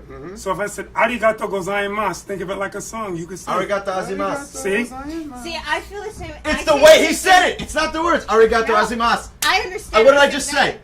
Thank you very much. Thank you very much. Arigato azimasu. Arigato Go ahead. gozaimasu. Go ahead, Sarah. I know what you're saying because I think I actually told Rick this, to listen to the Divine Comedy in Italian the way it was meant to be heard. It is so beautiful. I told him it doesn't matter if you understand what he's saying because it sounds like a song when you hear someone read it. And it's so true. It's true. It's not just what you understand from the actual words' meanings. Di parlo italiano, va bene. But also Oh, the words. she got giggly. Already though. Italiano is like Not music. bene. Yes. Yeah, Going yeah. left, sinistra, right, destra, dritto, straight. It is like music. I think more Listen to the musical. tongue More rolls. musical than any other language. Can you do that? Skateboard. Listen to music. It's I can't do a tongue skateboard. roll no matter how hard I It's try. made I from roda wood, ars in so it's Switzerland, a, Jara, you go there trailer and... that's a Right. big That was a flat. throat roll. Can you do a tongue roll? Someone who speaks a lot of Absolutely, I languages. have to speak a little bit of What would Spanish you for work. consider the most musical sounding language to be? Italiano, va bene. I agree. Is Di it? parlo italiano. Yeah? Yeah. Well, if you look at music, what are the terms? They're in Italian. Right. All of the That's true. terms in Italian are in Jesus. That Very is. true. Yeah. Yeah. Well, I mean, the opera. I mean, the Pianissimo. born Bellissimo, in yeah. Italy. Bellissimo. Like, that was the Well, first. bellissima for her, the lady. You know, that was the first like global stage for real. You know what I mean? Aside from that, it had all been just. But opera and classical Italian singing was that was the first rock star right there. It you is. know? What time is It's it? projection. Exactly. 10:40. Okay. Listen, Ooh. I hate to. It's a good segue into. We're gonna come back. We're gonna come back. This goes out to that whole Sean Clark army out there who's been friending us all day, retweeting us all day. We had a really Wait a minute, cool Andrew. conversation. Yo soy Diablo de Queso. I am the devil of cheese. What the fuck? Listen, we're gonna we're about to air the very interesting conversation we had with Sean Clark a few weeks ago, and I just want to say thank you to everybody in the chat room for being here. Stick with us. Check out this interview we had with Sean Clark. He was the man. He was very cool. Once we got to know him, the conversation got very awesome. So what we're gonna do is we're gonna air that right now, and we're gonna be back with the one and only motherfucking TM Stevens here on Awesome Talk. This is one of the best episodes we've ever done ever. One of. And I want everybody to go refill your drinks, sit down, watch this episode. I'm sorry, watch You're gonna this learn a interview lot about life and with music Sean if Clark. you hang out here. Watch this interview with Sean Clark. We're going to be back here with TM Stevens. Let's go to vid number 2, Cousin David. Sean Clark. Hi. Sean Hi. Clark. Hi, Sean. I'm just kidding. Some guy. Just a guy. That's all right. He runs something called Convention All Stars. He also runs Hallowed Grounds. Horrors Hallowed Grounds. It's a show I host. Now, if you guys have any of the Scream Factory releases, anybody follow that stuff? Just did The Fog, Prince of Darkness. Oh, cool. Halloween 2, Halloween 3, Wow. Howling. Yeah. I do this locations thing on there where I go back to all the original filming locations. I also do it as a written article in Horror Hound magazine. Excellent. And I got a movie that just came out on Blu-ray and DVD on Tuesday called The Black Waters of Echo's Pond that I wrote and produced, starring Daniel Harris, James Duvall, and Robert Patrick. Awesome. So that's my plug. Woo! Very awesome. And how can people find you online? On Twitter, it's Malfunction, at Malfunction, MALFUNCESEAN. C-S-E-A-N. Yeah, I don't even know it. And Facebook, it's like / Horrors Hallowed Grounds / Sean Clark Official. Woo! Because my personal one filled up, so I had to get one of those stupid fan things I hate because it's pretentious. I'm telling you, we're going back to MySpace soon, man. I'm going to bring it back. Please. I don't want to go back to MySpace. Social media crap is so hard to follow, and it takes up too much of my time as it is. Well, Justin, I don't want to do it. To redesign it. Yeah. It's all redesigned. It's I heard, but then they'll redesign Facebook and then this, that, and I don't know. I can't keep up with it. You know, and I got so many friends already. I don't want to have to do that again. So what's your show called? I just walked up and they started, get on this thing. That's awesome. Our show is called Awesome Talk. Well, fuck, I'm the right guy then. Yeah. I'm pretty awesome. Basically what we do is we sit around, we drink beers, we argue, debate the shit about the world, but we also air, pre-recorded material and interviews, and we show music videos for bands, and we get stand-up. Yeah, we have stand-up comedians in here all the time. Yeah. So how'd you get started? Oh, Christ. I was just a fan, and I've been going to horror conventions since 1989, believe it or not, and just ended up getting involved as a vendor, and then got into journalism. I used to write for a site called Creature Corner, which then we all went to this thing called the Horror Channel, which didn't do anything. And then we all left and started dreadcentral.com. And so who burped? That was brutal. Dude, that was bad. Yeah, Justin let one burp, and I feel like I just had his meal. Oh, God damn. Anyhow. You know now where he was. Is that the worst thing you can taste it on your tongue? But basically, in a nutshell, I went from Dread Central to Bloody Disgusting, and then I got into, I put on the Halloween 25th anniversary convention. Awesome. And from that, we made a documentary called Halloween 25 Years of Terror that Anchor Bay put out. Wow. And that's kind of what started me on this sort of path, I don't know, of doing this crap. And then I started Convention All-Stars, where I basically have about 200 clients, celebrities that I represent at all these conventions. Some of the more recognizable ones, Norman Reedus is one of my clients, so I travel with him a lot. What's that? I was just saying that was awesome. That's very cool. Dude, this is completely off topic from what you do, but I just have to ask your opinion. What is your opinion on the new Halloween movies, as far as how good they are compared to the old Halloween movies? Yeah, still out of the 80s. Oh, you mean Rob Zombie's version? Yeah. I did this morning. I got up and I made a shit that was more interesting than Halloween 2. But I will say this. I will say this. I thought his remake of Halloween was pretty terrible until I saw his Halloween 2. Now I kind of think Halloween isn't as bad, just because of how bad Halloween 2 was. Yeah. But not a fan. Well, not a fan. Are you not a fan of Rob Zombie overall, or is it just those movies? No, actually, I like House of a Thousand Corpses. I loved Devil's Rejects, even though I don't think it holds up. But Lords of Salem was unbearable. I didn't really feel like Devil's Rejects counted as a horror movie. Yeah. No, it was more of a road movie. It's a family. But it's a good movie. I thought it was good.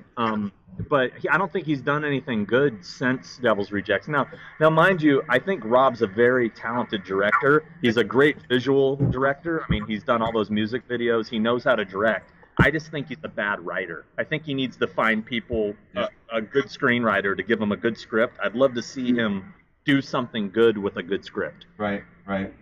Yeah. I agree. And no offense, because a lot of these dudes are my friends. Yeah, I'd like to see him cast not out of a convention. I'd like to see him actually get, maybe some fresh faces, and not just, basically go to Monster Mania and ask everybody signing, hey, would you like to be in my movie? Yeah, and just his wife. Yeah, right. Wish the guy would do something without her. Anything. I was like, oh my God, she's finally not going to be in Halloween 2. She's dead. Motherfucker figures out a way to bring her back. I mean, I don't. It's like she's on his album cover. She's in his videos. Yep. Well, it's obvious. It's a little whipped it's up. Obvious who wears the pants in that family. or these Yeah. tiny shorts. I have another question for you, just an opinion question. My favorite actor of all time is Bela Lugosi. I've had this conversation with so many people. So many fucking people that I know that like horror movies despise horror movies from that generation. They don't even consider it horror, which it's a completely different type. But he set the fucking bar for so much shit. Like, how do you feel about like 1930s era horror movies compared to what there is now? Do you think it even has a place anymore?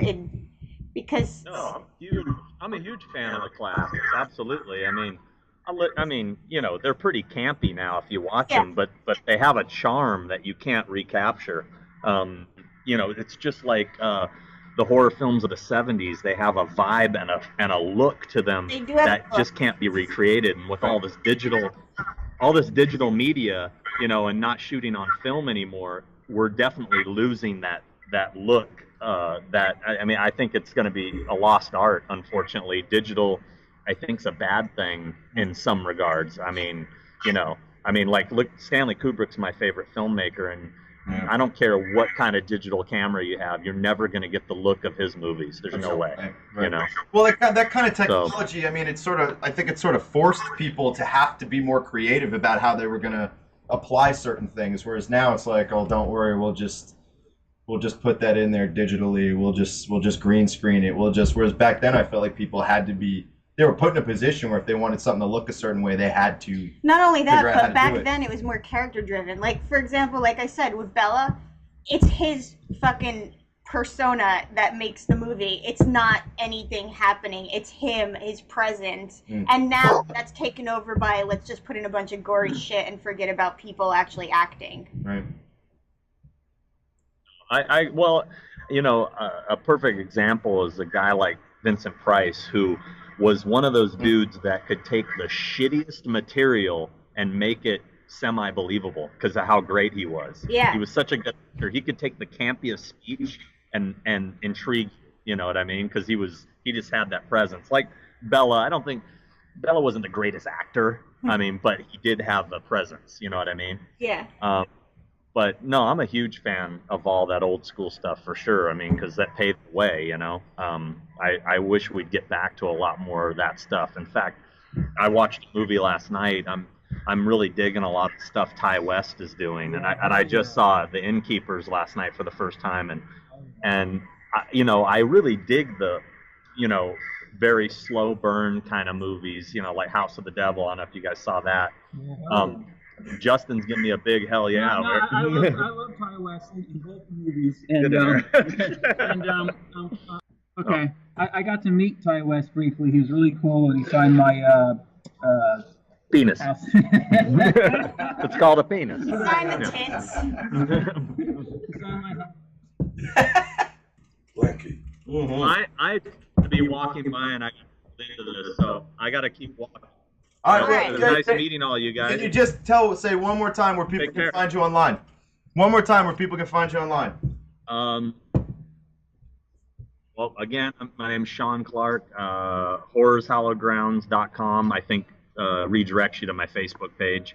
And then Twitter's @Malfunction. Okay. Awesome. Thanks a lot, dude. It was great.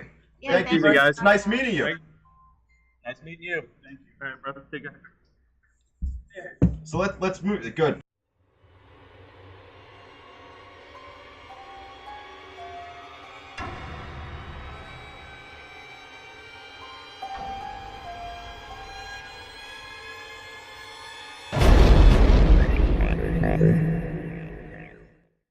Action. Yo, we are back on motherfucking Awesome Talk That's with what this Troublemaker, TM Stevens. And guess who found his fucking happy way into our studio? Oh, The shit. one, the Oh, only, shit. the Don, The Don JMC Carta. Oh shit! You Pleasuring the asked, chat room with his presence. and you shall receive. Lean We in. were on it. We were Lean on what on the in. chat was saying. You ask and you shall receive, and you lead. You follow. What was it you were saying before? Oh no! Follow your dreams. and your dreams will follow Follow you. your dreams and your dreams will follow you. Follow the Don, and the Don will follow you. You know what? Honestly, I was watching you guys. I was watching all you guys talk before. Yeah. And that's part of the reason I'm fucking late. Because this shit was so interesting. Yeah, right. Yeah, thank you. A little snort, sir. So I'm sitting there with my towel, a little bit wet, just fucking not Cucumber prepared. slices. Were you in the nude? Uh, Other than the towel. He was in a steam room. Probably. He was at a fucking. You didn't know that? He was at a bathhouse. So he makes all his deals. Oh, we got it. Hoshiko, my dreams came true. The mafia guy. I can die happy now. I don't know where I get this reputation. Well, it comes from being Italian, late and scary. Late and scary and ominous and Yeah. mysterious. See, he never shows up on time. Like he just came from dumping something somewhere. It's like rolled up in a rug. And I was very happy to see the window open. Yeah, of course. In case somebody's got to, go. Why'd you point at your mom? I didn't mean to. I just meant out the window. But I think you meant your mom. You don't know. So, can I bring up some stuff? Andrew asked what Sure. inspired you to get involved in music in the first place. Not necessarily bass. We kind of hit that too, didn't we? Did we? I don't know. In Yeah, general, James. what When I he think made that's a said different- I think he it's a was bit mom different took him to question. the Apollo, His and mom he was saw Was it his James mom, or did Brown. he go on his own? He's, Was I it thought the he said it Apollo was that his did mom. it? That's what started. Well, my the mom whole used to thing. play 45 records. Yeah. Oh, Of nice. what? Oh, of James Brown and everything. And Oh, that's cool. I was just feeling it. I wanted to ask something too. I almost completely forgot. You worked with Billy Joel, didn't you? Yes. That was huge in my household. My dad, my dad was a guitar player. He played a Martin 12-string, which I inherited after he passed. I still have it. It's my favorite thing on the planet. And he listened to all types of music, all different types. But Billy Joel was one that really resonated. He just loved the piano, the vocals, and the sax, everything. It was rhythm, really, really rhythm based. We loved Billy Joel in my household, and when I found out that you worked with him, I was just like, you gotta be fucking kidding me. This guy, there's nobody that this guy hasn't worked with. Can I ask, what was that like? Was it more of a session thing, or were you all together? What was the deal? Well, they called me for a session, Yeah. and it was the River of Dreams album. Yes, Wow. which is his, Yeah, it's his which best. is huge. Yeah, that was Oh, yeah. it's multi-platinum. Yeah, that one went big. And the record is sitting in my house, the multi-platinum. Really? As it Oh. should be. Well, I got a whole lot of platinum and gold sitting in my Oh, house. that's nice. That's nice. That's great. That's Yeah, it's And we'll- unbelievable, dude. I don't. Sorry, continue. Just a side note about those gold and platinum albums, because I know this from someone else I know that happens to have them. The fact that they are just random records, they could be anybody's just a random record that's gold plate. That's ridiculous. to me. Yeah. Isn't that insane? It's insane. Yeah, I don't think most people realize that. It's completely crazy to me. Why wouldn't they go the extra mile at that point? Right. Why would you just... You mean what's on the record Yeah, itself? yeah, right. yeah. It doesn't matter. It represents what you did. Oh, I Yeah, agree. I your agree. But you would contribution. think at that point, They would put why that copy wouldn't of- you have the real album? Of that Yeah, yeah. Well, because it's in gold and platinum. It's Around your neck on a chain. what's on the label. Yeah, Right, yeah. right. Like I was in the Pretenders. Yeah. And I mean, that just shows what it is. But it's funny to me because I got all these gold and platinum records, Right. and there's no more records. Sure. Yeah.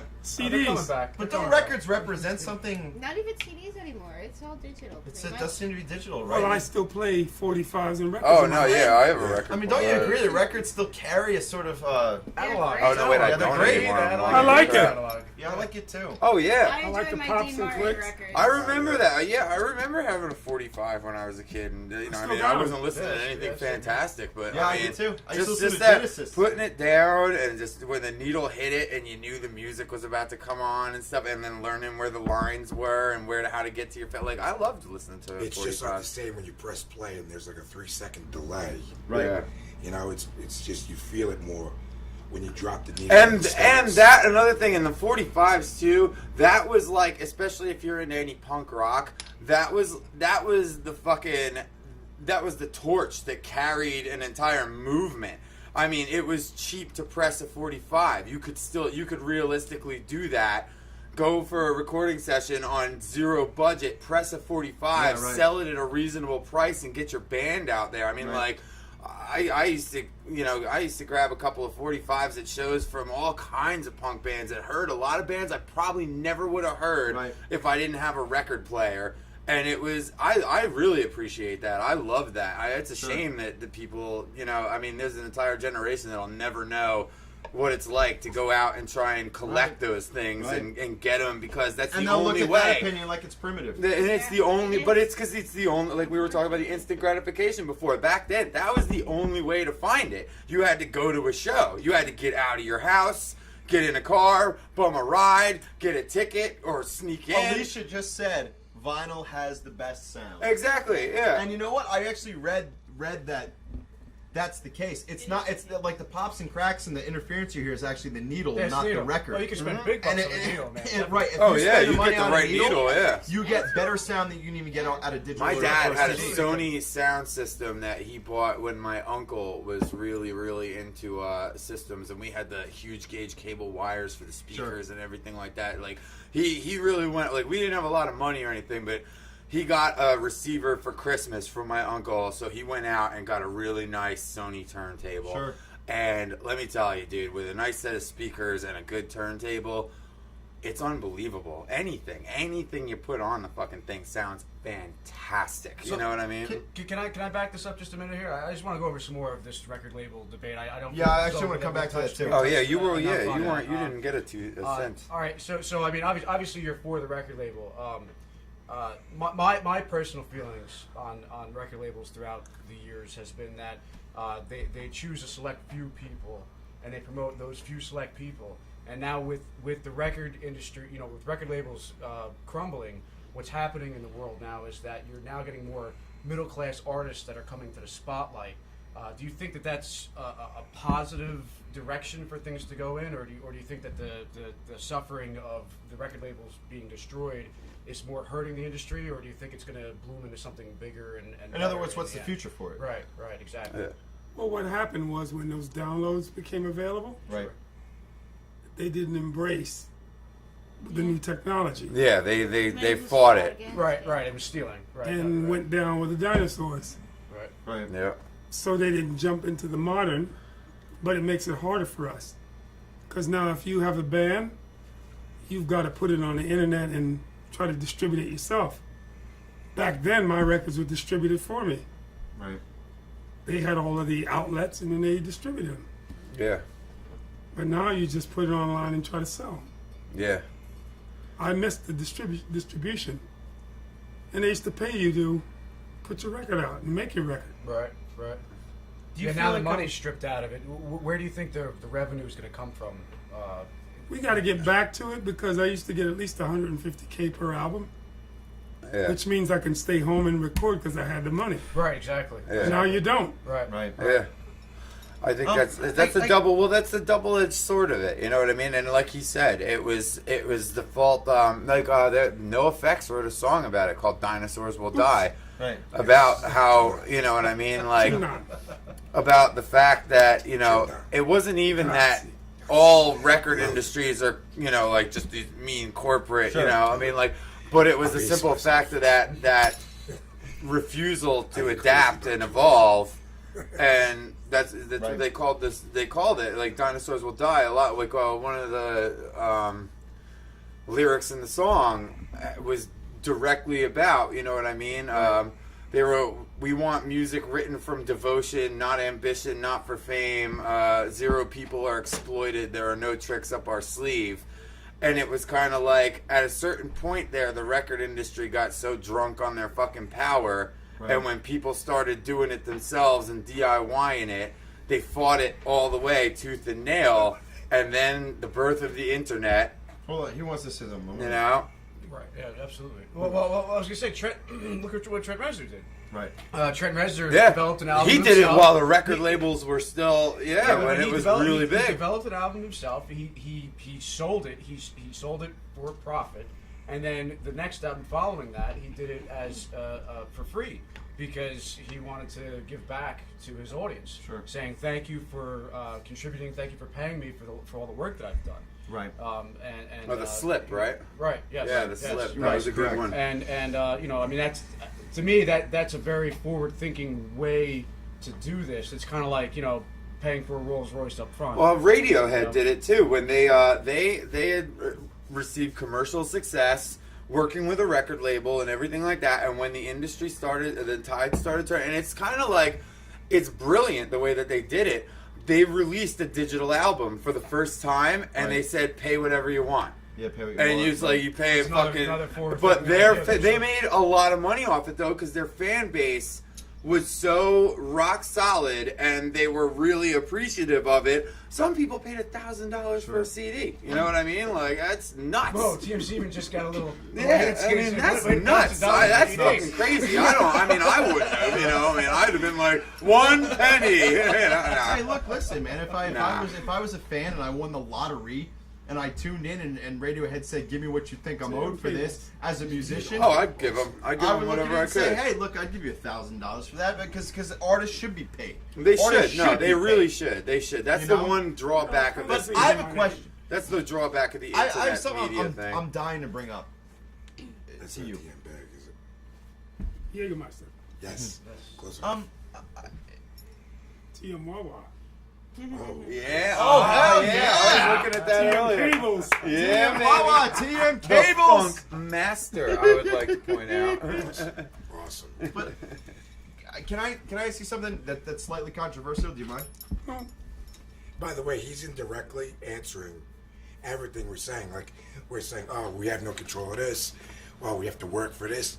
He's pulling out He's shit. pulling out products. Right. He's pulling out He's his pulling out brand. the revenue Yeah. stream. Yeah. So, But again, I mean, That's the but way it you're goes. looking at a That's guy his who re- that's worked his his reply way to worked everything. his way up there, like for real. yeah. And that says a lot, because when you take the pop stars that are just selling sex, not music nowadays, they're not working.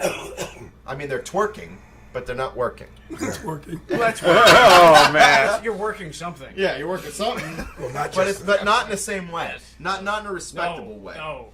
So not you know- just Ooh, that. ooh, wait. There's like- Deathcom. That's right. Artists should be paid. Agreed. I'm tired of busting my ass and playing shows for free or ending up spending money just to play for 45 minutes. yeah. Then again, I support the scene. I and agree. Some shows I and agree. Nothing. You know, but when it comes to the industry itself, you know, we've brought up a lot of names in here tonight. Whitney Houston. We were talking earlier about what you did with or for Tupac. And when I think of names like that, I think of Michael Jackson. I think of more specifically black artists versus white artists, especially. There seems to be a lot of control in the industry over what they do or what they're allowed to say. And you know, a lot of people. I don't mean to throw Illuminati shit out there, but there does seem to be some control over the industry. When you hear about that, I mean, is there some truth to that? Is there a reason to go rogue in the industry? Because are they stifling things? Well, I mean, when they sell records and they do their thing, you know, black music is this, white music is, I don't believe it. Which is bullshit. Yeah, of course. I don't buy understand it for 1 second. So, when I first put my record out in 1995, I played heavy metal funk. that. Right. And that confused them because I'm playing heavy metal and funk. Right. Sure. But that's what I do. Right. So I do what I do. Yeah. But when you hear about the industry doing, Oh, it goes doing with that, everything. that makes sense, right? Yeah, they try. there's a level They of may control. try, but I mean, like, whatever. Even, but that's the thing, though. It always speaks for itself in the end. Like, regardless of what any record label or executive tries to do, the music usually tends to speak for itself in the end. And whether they want to call it black music or white music, Which I you don't no, care and about, that's but- no. It's hey, it is what it is. If that's their demographic or that's what they're trying to achieve, that's fine. But when you go to the shows, it's not just, you know, like, oh well, at the funk shows it's just black guys, and at the punk rocks it's just no. Right. That's not true. That's not reality. Right, You know and what I the mean? Like the Afro the punk people movement. who like it, and they will get it. You know, I mean. and the Afro punk movement that came up through the '80s was Oh, huge. that for was a melting pot. It Yeah. bridged the I gap, want you to know. talk into this. Well, TM's just fucking wise it. Oh yeah, man. I'm gonna talk into this. Well, you got to just hit the button. Oh, Sith, I'll twerk the night away. So you don't feel like you've ever been molded by an executive? Like no one's ever come down and you've been like, look, we want you to do this or this, or you need to change this or that. Or the other They thing. tried. They tried. Nice. They tried. And what's your response to that? I do what I do. That's Goddamn it. right. That's it. Can I have a clink to that, That's what please? I'm saying. Yeah. I do. That's why you are here. That's what why I'm you are who saying. you are. That's Exactly. That's We do what what I'm we do. saying. Exactly. Dude, incidentally awesome. You see me wearing sunglasses in the dark? I don't see color. Why? These glasses, everything is the same color. Oh, okay. I was like, I think we should get over that. yeah. I agree completely. I agree completely. Talk more about that. What do you mean? Well, it's not the black, white, Jewish. Right. It's the human race. Yeah, you. Thank exactly. you. Exactly. And I just don't like all of that white, black, this, that. I'm this. gonna click Me neither. again, please, because Me that's. neither. I know we're- it's quick and fast, We're but all I, on the same. We're on that page. We're all in the same everyone boat. here- yeah, without a doubt. Well, that's what I was. Yeah, we had a conversation a couple of weeks back. I caught a lot of flack from a lot of people for saying the exact same thing. Basically, I just did it more extremely. I was like, no, I don't believe in racism. And people were like, what do you mean you don't believe in it? It exists every day. It happens. Oh, I mean, obviously I believe in hatred and bigotry and that there are idiots out there. But no, I don't believe in racism. Right. I don't believe it for 1 second. It doesn't ever affect my life. Yeah, Never right. has. Never will. I wasn't raised that way. I live in a multicultural neighborhood. I like Latino, black, white, like all around me. We get along just fine. I just don't, it's not my thing. It seems to me like it's more of a byproduct of an idea. You know what I mean? It's something that you really don't have to have in the back of your head, but for some reason it's there. and why is it there? What Why puts is it it there? exactly? I don't know why, but I just don't. I don't pay any attention to it. I really don't the give two system shit. puts You know? it there. It Parents puts it. put it there. Parents put it. We're raised with the TV barking that shit at us, the radio barking that shit at us, with generations before us barking that shit at us. Well, the problem is a lot of people say, how are we going to end it? How are we going to end it? Well, how do you end something? Just stop. You that's just stop. normal? You just stop. You say, shut the fuck up, shut up. Shut Exactly. Up, shut up. Thank you. Shut up. It's stop. not You just ignoring stop. it. Let's You go, don't let's go. ignore. You Right. just Right. stop. Right. Just leave it alone. Think Let it about go. Think Let it about die like the I don't have dinosaur. You kids. know. I don't have kids, so maybe this is bad parenting.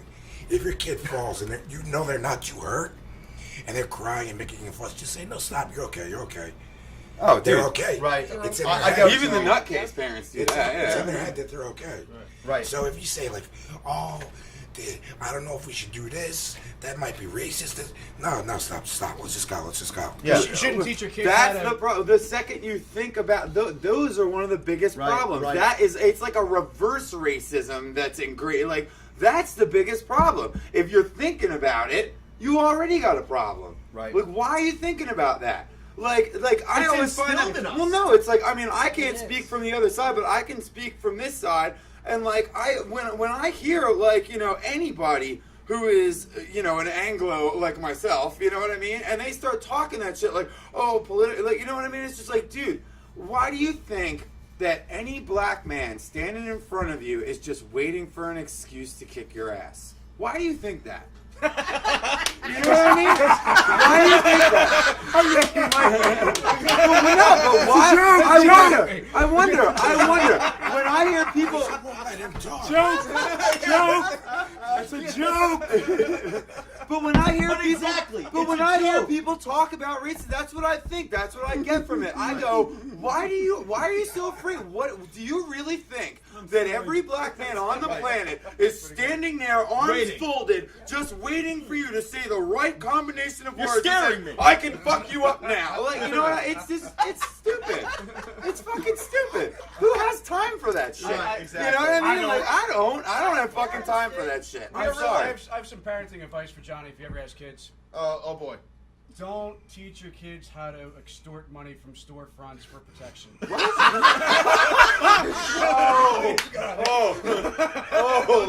By the way, excuse me. That's white on white racism. Yeah, it is. I'm not Yeah, for it it. is. I'm not for it. That's right. Oh my god. That was brilliant, dude. That was fucking That was great. Yes, people. So good. People's Yeah. people. Excuse Dude, me. we're all people. human. We're all Just fucking for the humans. record, Just for the record, not. that's called. It's not I'm extortion. pretty sure. Oh, it's not extortion. Oh. We gotta turn off the mics, man. Turn off the mics.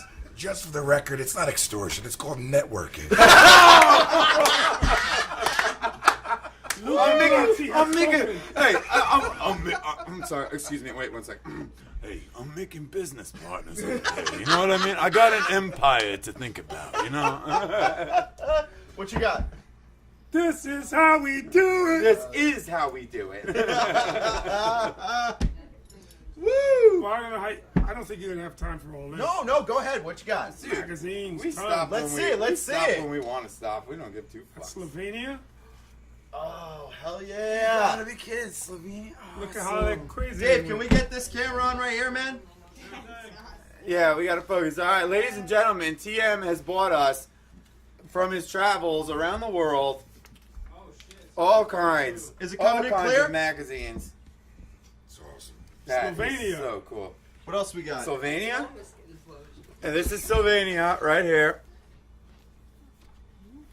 TM don't play. Oh, hell no. Hell no. This is awesome, dude. Is this is it based in the catalog? Sick, dude.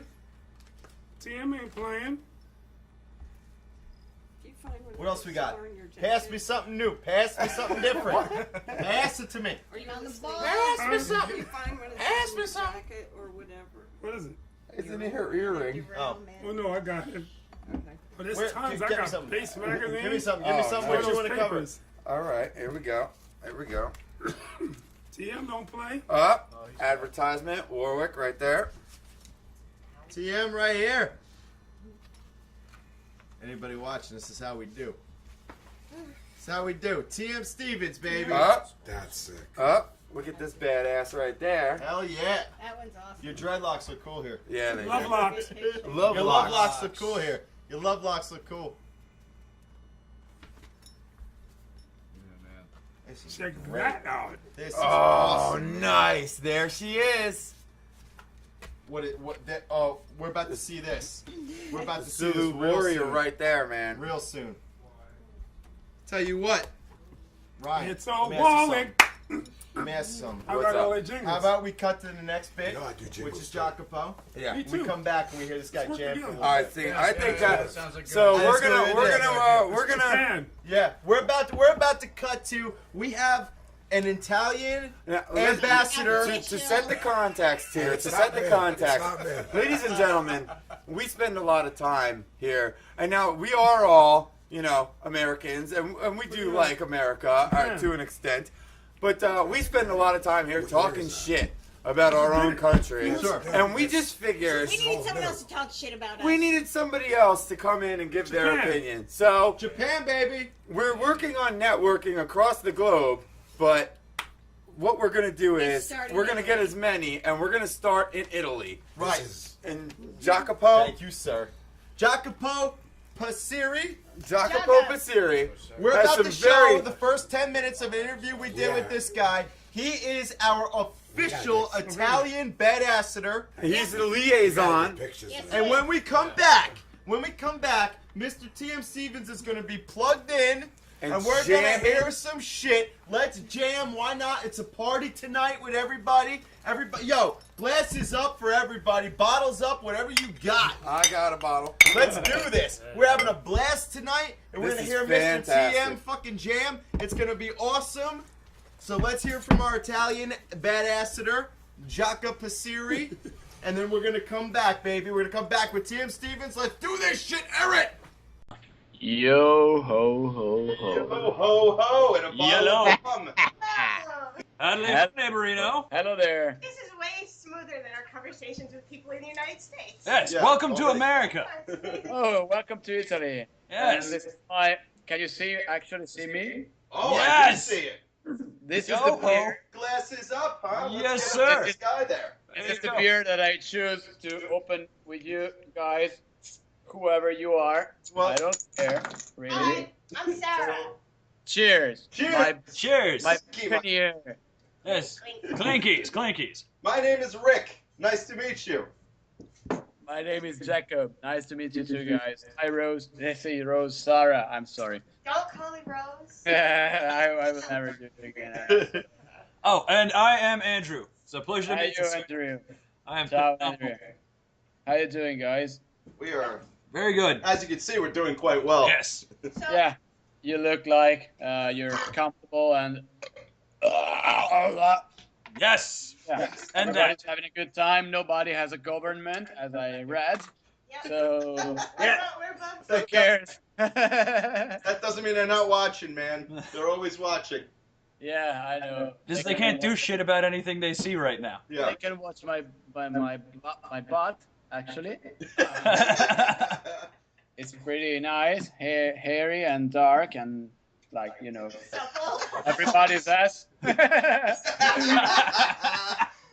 So there's nothing new to watch here. How do you guys get a lot of American news over there? Like it's kind of I don't know how it happens. Like everybody everywhere knows what's going on. In fact, everybody everywhere knows more about what's going on here than we do.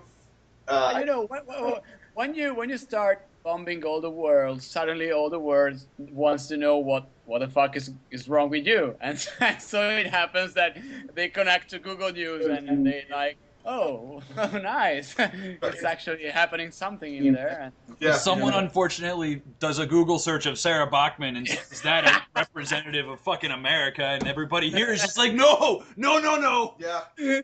yeah, I went to Ireland once, and people during when we first, it was 2004 when we first invaded Iraq, and I remember people looking at me going, why are you guys doing this to the world? And I went, it's not us, it's the fucking dickhead redneck up in the tower who's fucking doing it. You can't blame us. We don't want this to happen. yeah, nobody wanted that, but yeah, that's absolutely right. You are the next American candidate to a Nobel Prize. We are belching intercontinentally. I know. Belches heard across the Atlantic. As we say here, no, actually, as I say here, every 10 employer. Oh, look, a cat. Every 10 employers, the state obliges you to have one more, which is mentally charged, and so you are that one. Yeah. Well, I'm sorry. Philosophical right I there. feel good. I am that one too, so I perfectly know how does it feel to be that kind of person, Okay, tax-free worker and so on.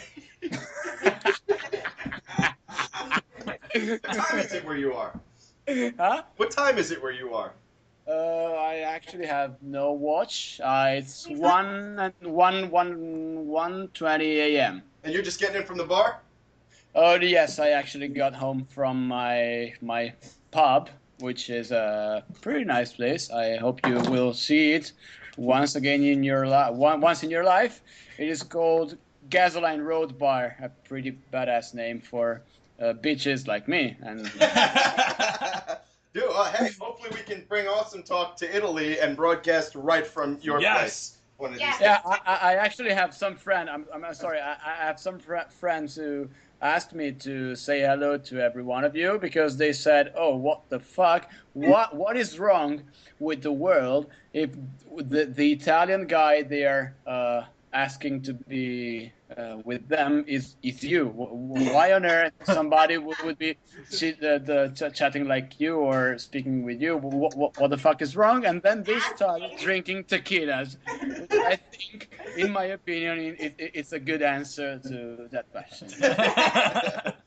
Oh no, not of course, indeed, which makes me so British, and I'm very proud about that. And Hey, digital clinky, buddy. Mm-hmm. Digital clinky. Yeah. I just clink the mic for you.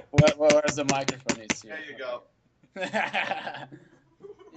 So, I want to talk about Syria, and I want to talk about what you guys are seeing from where you are when it comes to Syria, and I want to know what the fuck is really going on over there, because our news is just a bunch of spray tan bitches with porno hair just kind of feeding us bullshit most of the time. Not that it's all bullshit, but The majority of it is bullshit. Some of the commercials, I think, are correct. Yeah. Yeah. Okay. So there are. Can I barb when I speak about humanitarian crisis? And yes, of course I do. Absolutely. Who cares? We're Americans. We actually support that. Yeah, we encourage it. Okay. There we go. International language of birds. Yeah. Okay, so Yes. what happens is that Middle East. Do you call it Middle East too? Yeah. Or Yeah. you The Middle call it East, as- yep. Okay, perfect. I thought you were calling it like just Target or whatever. Yeah, yeah. I think Middle East. They call it.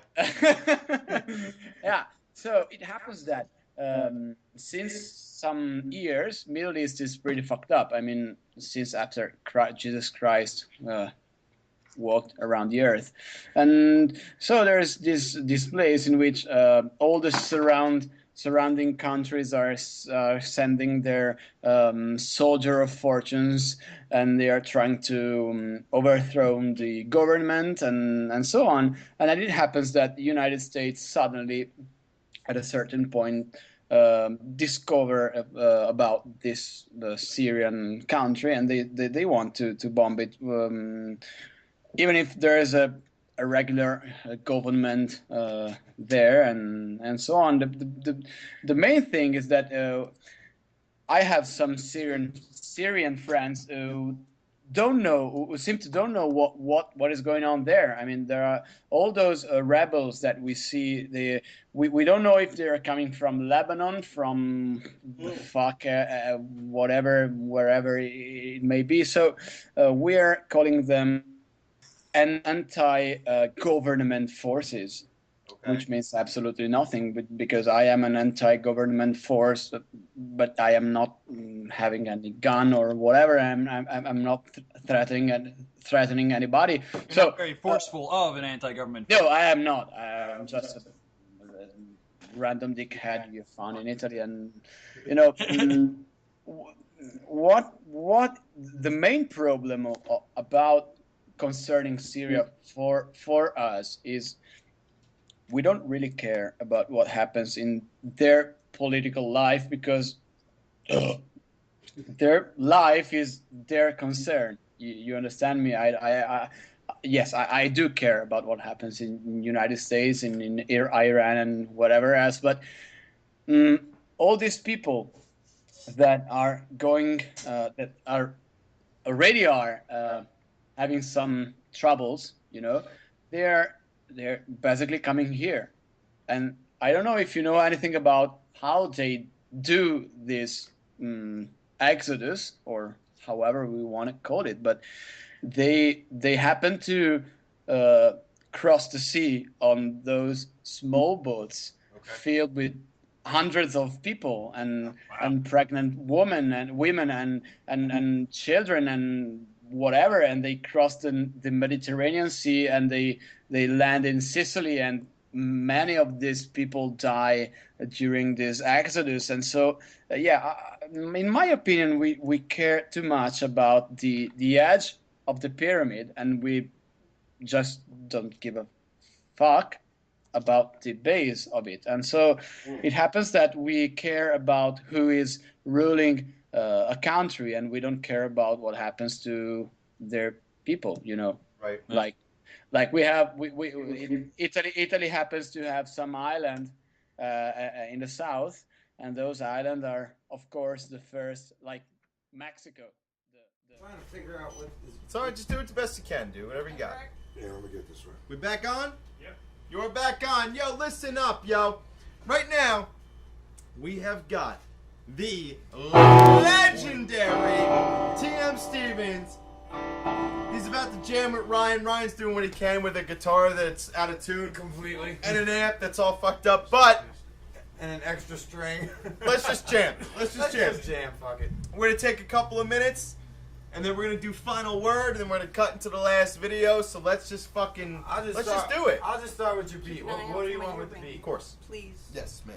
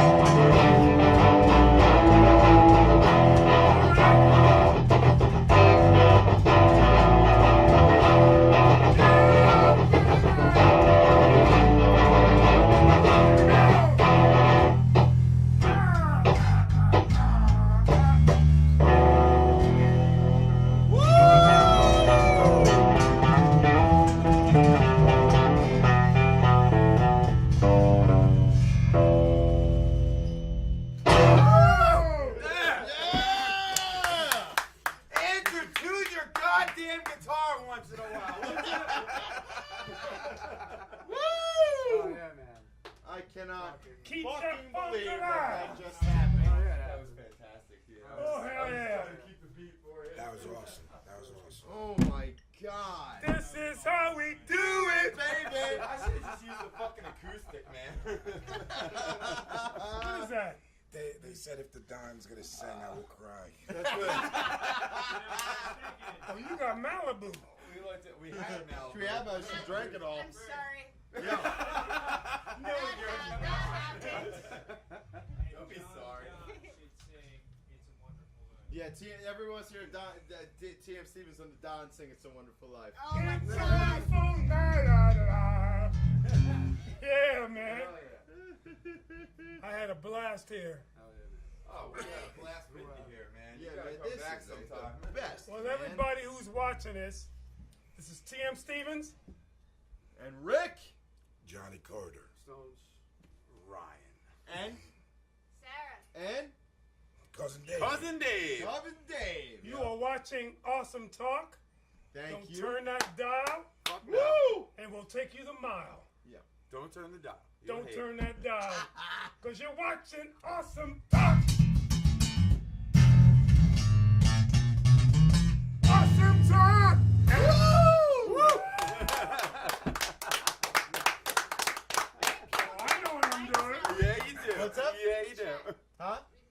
Read the chat. What they Read say? the chat. Mike's not working. Mike's not working. Supposedly. What's the deal? When? So I think Golf some- clap, some golf people clap. can No, hear it's, it. it's Yeah. No, I thought they heard it. Somebody- We might have fucking peaked, actually, for the program at some point. Maybe. it's all right. It's all right. It's It's okay. all We're all right. good. We got it. It's all right. Yeah, we got recording. We're all good. It's all good It's all good in the hood. in the hood. All good. In the hood.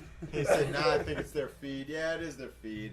It is the feed. Who gives a shit? We're having a hell great with it. time tonight. Don't worry, This folks. is a party tonight. It will be on YouTube. You remember this, okay? All Right. these fucking faulty things. Yo, and these David, failures, can you put we're up the gonna be on YouTube? YouTube tomorrow. Put up the YouTube cam. We're gonna be on YouTube Hopefully- instantaneously. Look, hey, wait, you motherfuckers, watch your mouths. I am working my best to get this YouTube shit up. Hopefully, it'll be up by tomorrow night. Hopefully, it'll be up by tomorrow night. It'll be Yo, up tomorrow night. This is one of the best fucking shows we have done thus. No, this far. is the The best hey, show. yo, Clinky, everybody. This is the Pick best up, show hold up we your have glasses. done so Sarah, far. get your ass over here. Absolutely, here. absolutely. Jindan. Chindan. Jindan, Jindan. Grazie Hold on, mille. she's coming, she's Jindan. coming. And Grazie salute. mille. And Slanche. Salute. Slanche. Slanche. Yes, absolutely. Slanche, go ahead. Go ahead. And wet Go ahead. There we go. Now we're talking. In Russian, Nostrovia. Nostrovia. Oh, Andrew, Johnny's voice is mesmerizing on my Bose speakers. Can you just hum into the mic?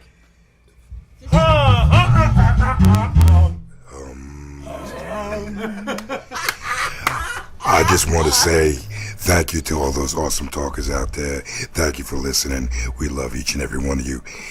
We're here live with Mr. TM Stevens. Mr. TM Stevens. And that is the sound of permanent laryngitis. Laryngitis. Woo! Awesome talk. But laryngitis is sexy, baby, baby, baby. Sexy, baby. Woo! Adult things just happen. What? Adult things happen. That's awesome. It's awesome. They're enjoying everything. Yeah, everybody's having a good time. Everybody's having a good time. That's what it's all about. That's what this show is all about. That's what this show is all about. Absolutely. Oh, you want to go there? You just did exactly what I did with my face hole. My face hole, and he copied Hey, it. spoke your language. He spoke my language, man. Unreal! I can do it. Impossible! What he did was transcribe your... Your You're shit working mouth. into another thing. What have you? Transcribe your shit mouth into something beautiful. Oh my god. Holy I can shit. try to start you talking.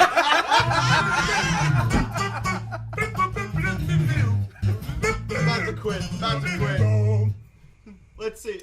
Thank you for coming to Awesome Awesome Talk. Thank you What? for coming to Awesome Everyone wants to Don to This sing. has been Ryan, TM Stevens, Rick, Johnny, Stones, and Sarah. Sarah. And don't forget about Cousin David. Cousin David. Motherfuckers, we're about to blow your mind. Boom! Shalom. Hashtag boom! Hashtag boom. I'm taking some Willow. Woo! See, we don't play. God, we're No, having a not fun at all. time tonight. This Not is the at all. best. This is the This best. is dude. unbelievable. This is Oh, unreal. yeah. Unreal, dude. Thank you. Wait. Just thank you. Yes, thank you so You much. are- I went all right. I want to thank you for being awesome day today. Oh! Oh! I love my face. You Yes. Thank you, everybody. Let's just do it. Let's just do it. One more. Come on. for awesome. Let's do this shit. For awesome yeah. talk. This is a Awesome great talk. time. Awesome Absolutely. talk. Your bass is smoking a little bit. I can see it. It's heavy, It is. but I like it heavy That's beautiful. because I want that deep sound, so I made it heavy. Nice. Yes. Hell yeah. Hell yeah, man. Yes. Look, listen, this has been one of the But best it's a shows. Warwick, German-made bass. It's Oh, and expensive. by the way, Did you yeah, have to- please, Warwick. Play. Warwick bassist. Plug the He's brand. here. Plug the brand. You got to plug the brand. Warwick bass. Word. Would you please let the people know a little bit about Can't you this just bass? hit it so the lights come on? Warwick. One time? One time? Oh, really? Yeah, go for it. Oh, yeah, I mean, everything's Oh! Yes. My God, it's that good. Best ever. It's that good. Best ever. touch Doesn't that. get any better. Yeah. Now turn those lights off. Oh, turn them off. Let's hear it. Well, you got Three, you 1, 2, Three. Oh! That's too The thing amazing. about it, Too amazing to be real. the thing that I'm going to say about it is, it's got colors, it's got Zulus, It's beautiful. it's got kids of the world, Yeah. but it's not about the paint job. It's about the sound of the instrument. That's Absolutely. right. That's Absolutely. right. And who makes it? And Warwick. Warwick, baby. Not Warwick. Well, I mean Warwick, yes, but Who designed it? No. Well, I designed it, but Warwick makes it, so Yeah. you can go Rastafari. Yeah. Boom, boom, boom, boom, boom. Everybody rocks Bop, up. Whoop. Rasta. Bop, bop, bop. So the sound of it is kicking. It's one thing to have paint job, but the sound, the It's wood, beautiful, dude. is on the one. Woo! The sound is intense. I'm big it's on that kicking. tonight. I'm like a woo girl. I love this. I'm shit. wooing it up. You are wooing I it. had You're one fun of those here on woo Awesome girls. I'm a woo girl. It was awesome. It was awesome. Hell yeah. This whole show It has was. been awesome This has tonight. been fantastic. I don't. Yeah, we're like I'm out of shit to say at this point. Like No, we're I'm just blown away. I am Sarah, almost. I'm is it final almost word time speechless. I would say probably a good time to end the show. It's final word time? Time for some struggles and a little bit of final word. Okay, we're going to do the final word. Look, listen, I just want to... Let's let's do it. David, you got any final words? Cousin David. I just want to say, for one, it's amazing to meet you tonight. It was an honor for me to be here. And also that I appreciate you all having me come on to Awesome Talk and help you. As you should. Golf clap, everybody. Absolutely. I've known a majority of you for a long, long time, ever since I was a Is the mic picking you up? Tyler. Good. Probably. But I just want to say thank you very much for this. This Golf means a clap. lot. Kicking. Ryan, you're next, sir. I'm next. Go ahead. Oh fuck, we're doing going it. out of order We're here. zigzagging. We're We're zigzagging. zigzagging. There I'm used going to to be end an order. with the man of the hour, so just go ahead. Oh, absolutely. Once again, as always, in keeping with tradition of the final word, don't be a fucking dick. Okay? Right. Be nice to your fucking fellow man. Be cool. You know why? Because you might wander into a fucking Wegmans one day and run into this dude. And because you're being cool and he's being cool, shit like this happens. Right. And it's pretty fucking awesome. Right. And I got to jam with TM Stevens tonight.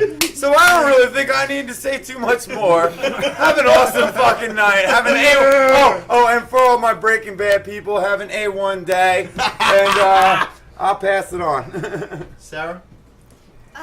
You know what? All Speak I have louder, to say honey. is, if you're around creative people, just support them. Just support each other. And if you are creative, don't let the man get you down. Just do what you do, and do it well. That's it. I don't have much to say. As Ryan pointed out, I drank a lot. Ryan, can you check the door, please? What? There's a door? Someone's knocking at the door. There's a door? Yeah. Just be nice, whoever it is. Mine's quick. You got to take a page from TM Stevens here. If you're gonna rock that shit, rock it hard. All right. Very good. Very good. Johnny. You go ahead. Okay. The message I usually try to get across is everyone needs their own voice. And it's surrounding yourself with people that are going to help elevate your voice and develop it, that matter. And no matter how experienced you are, you can always learn from someone else.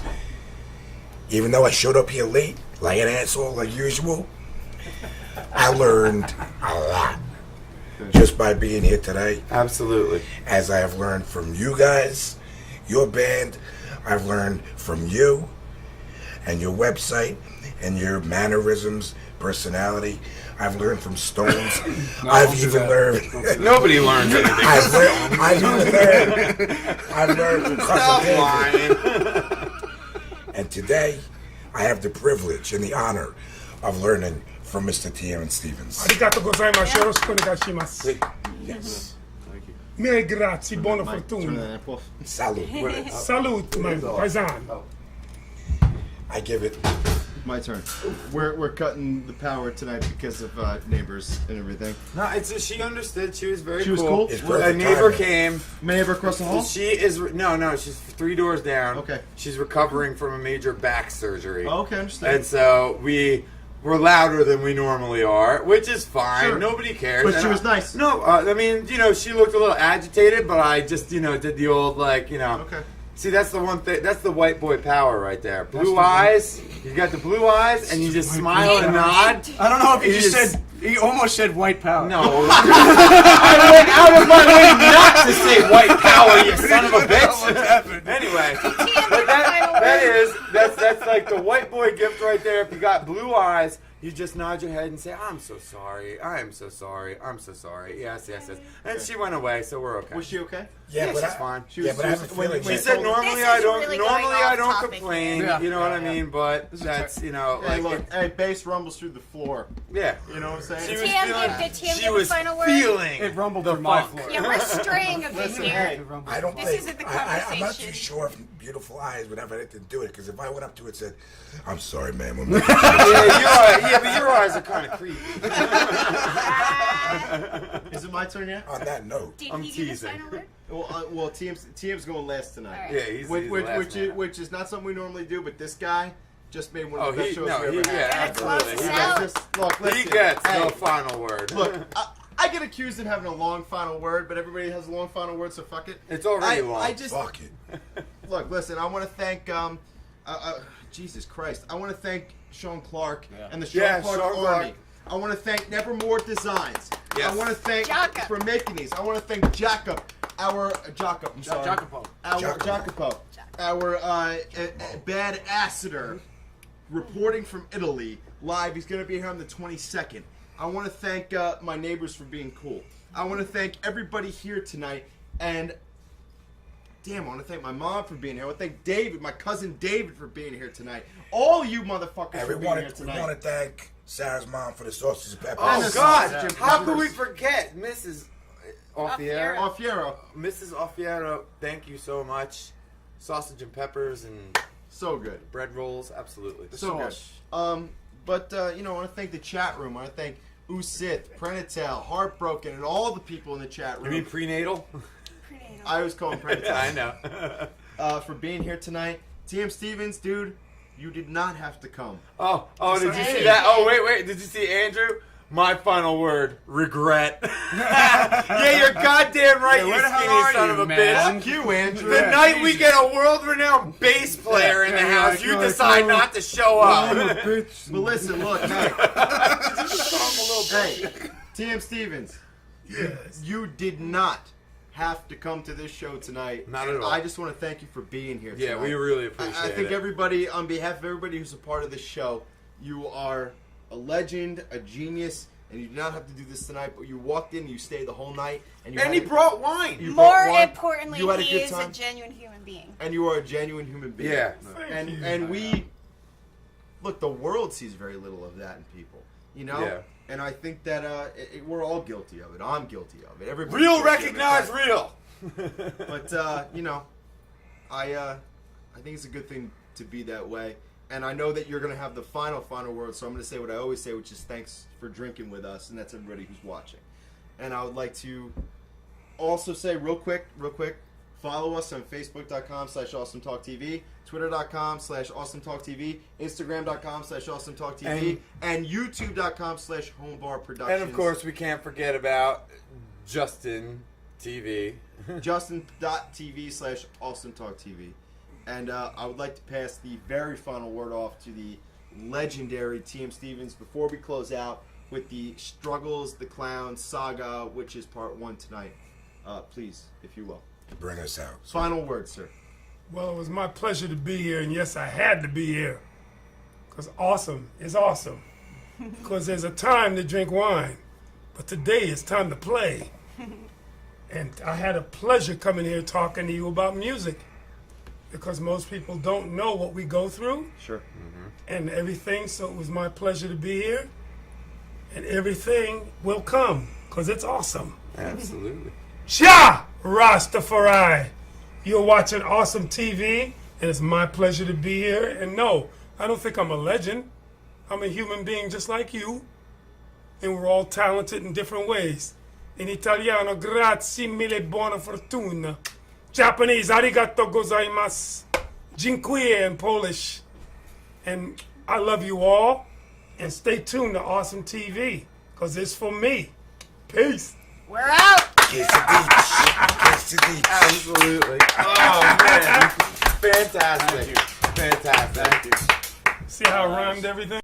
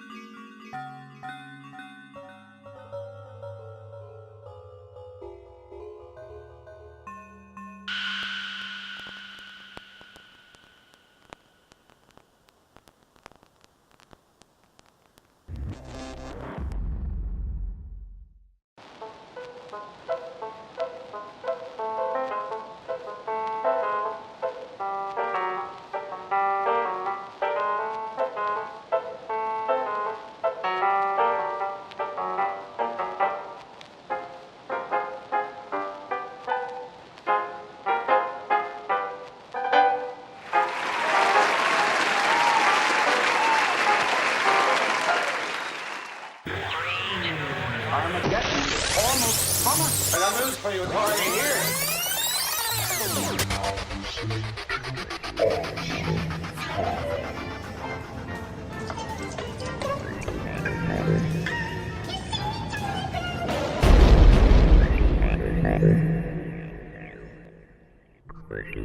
Thank you.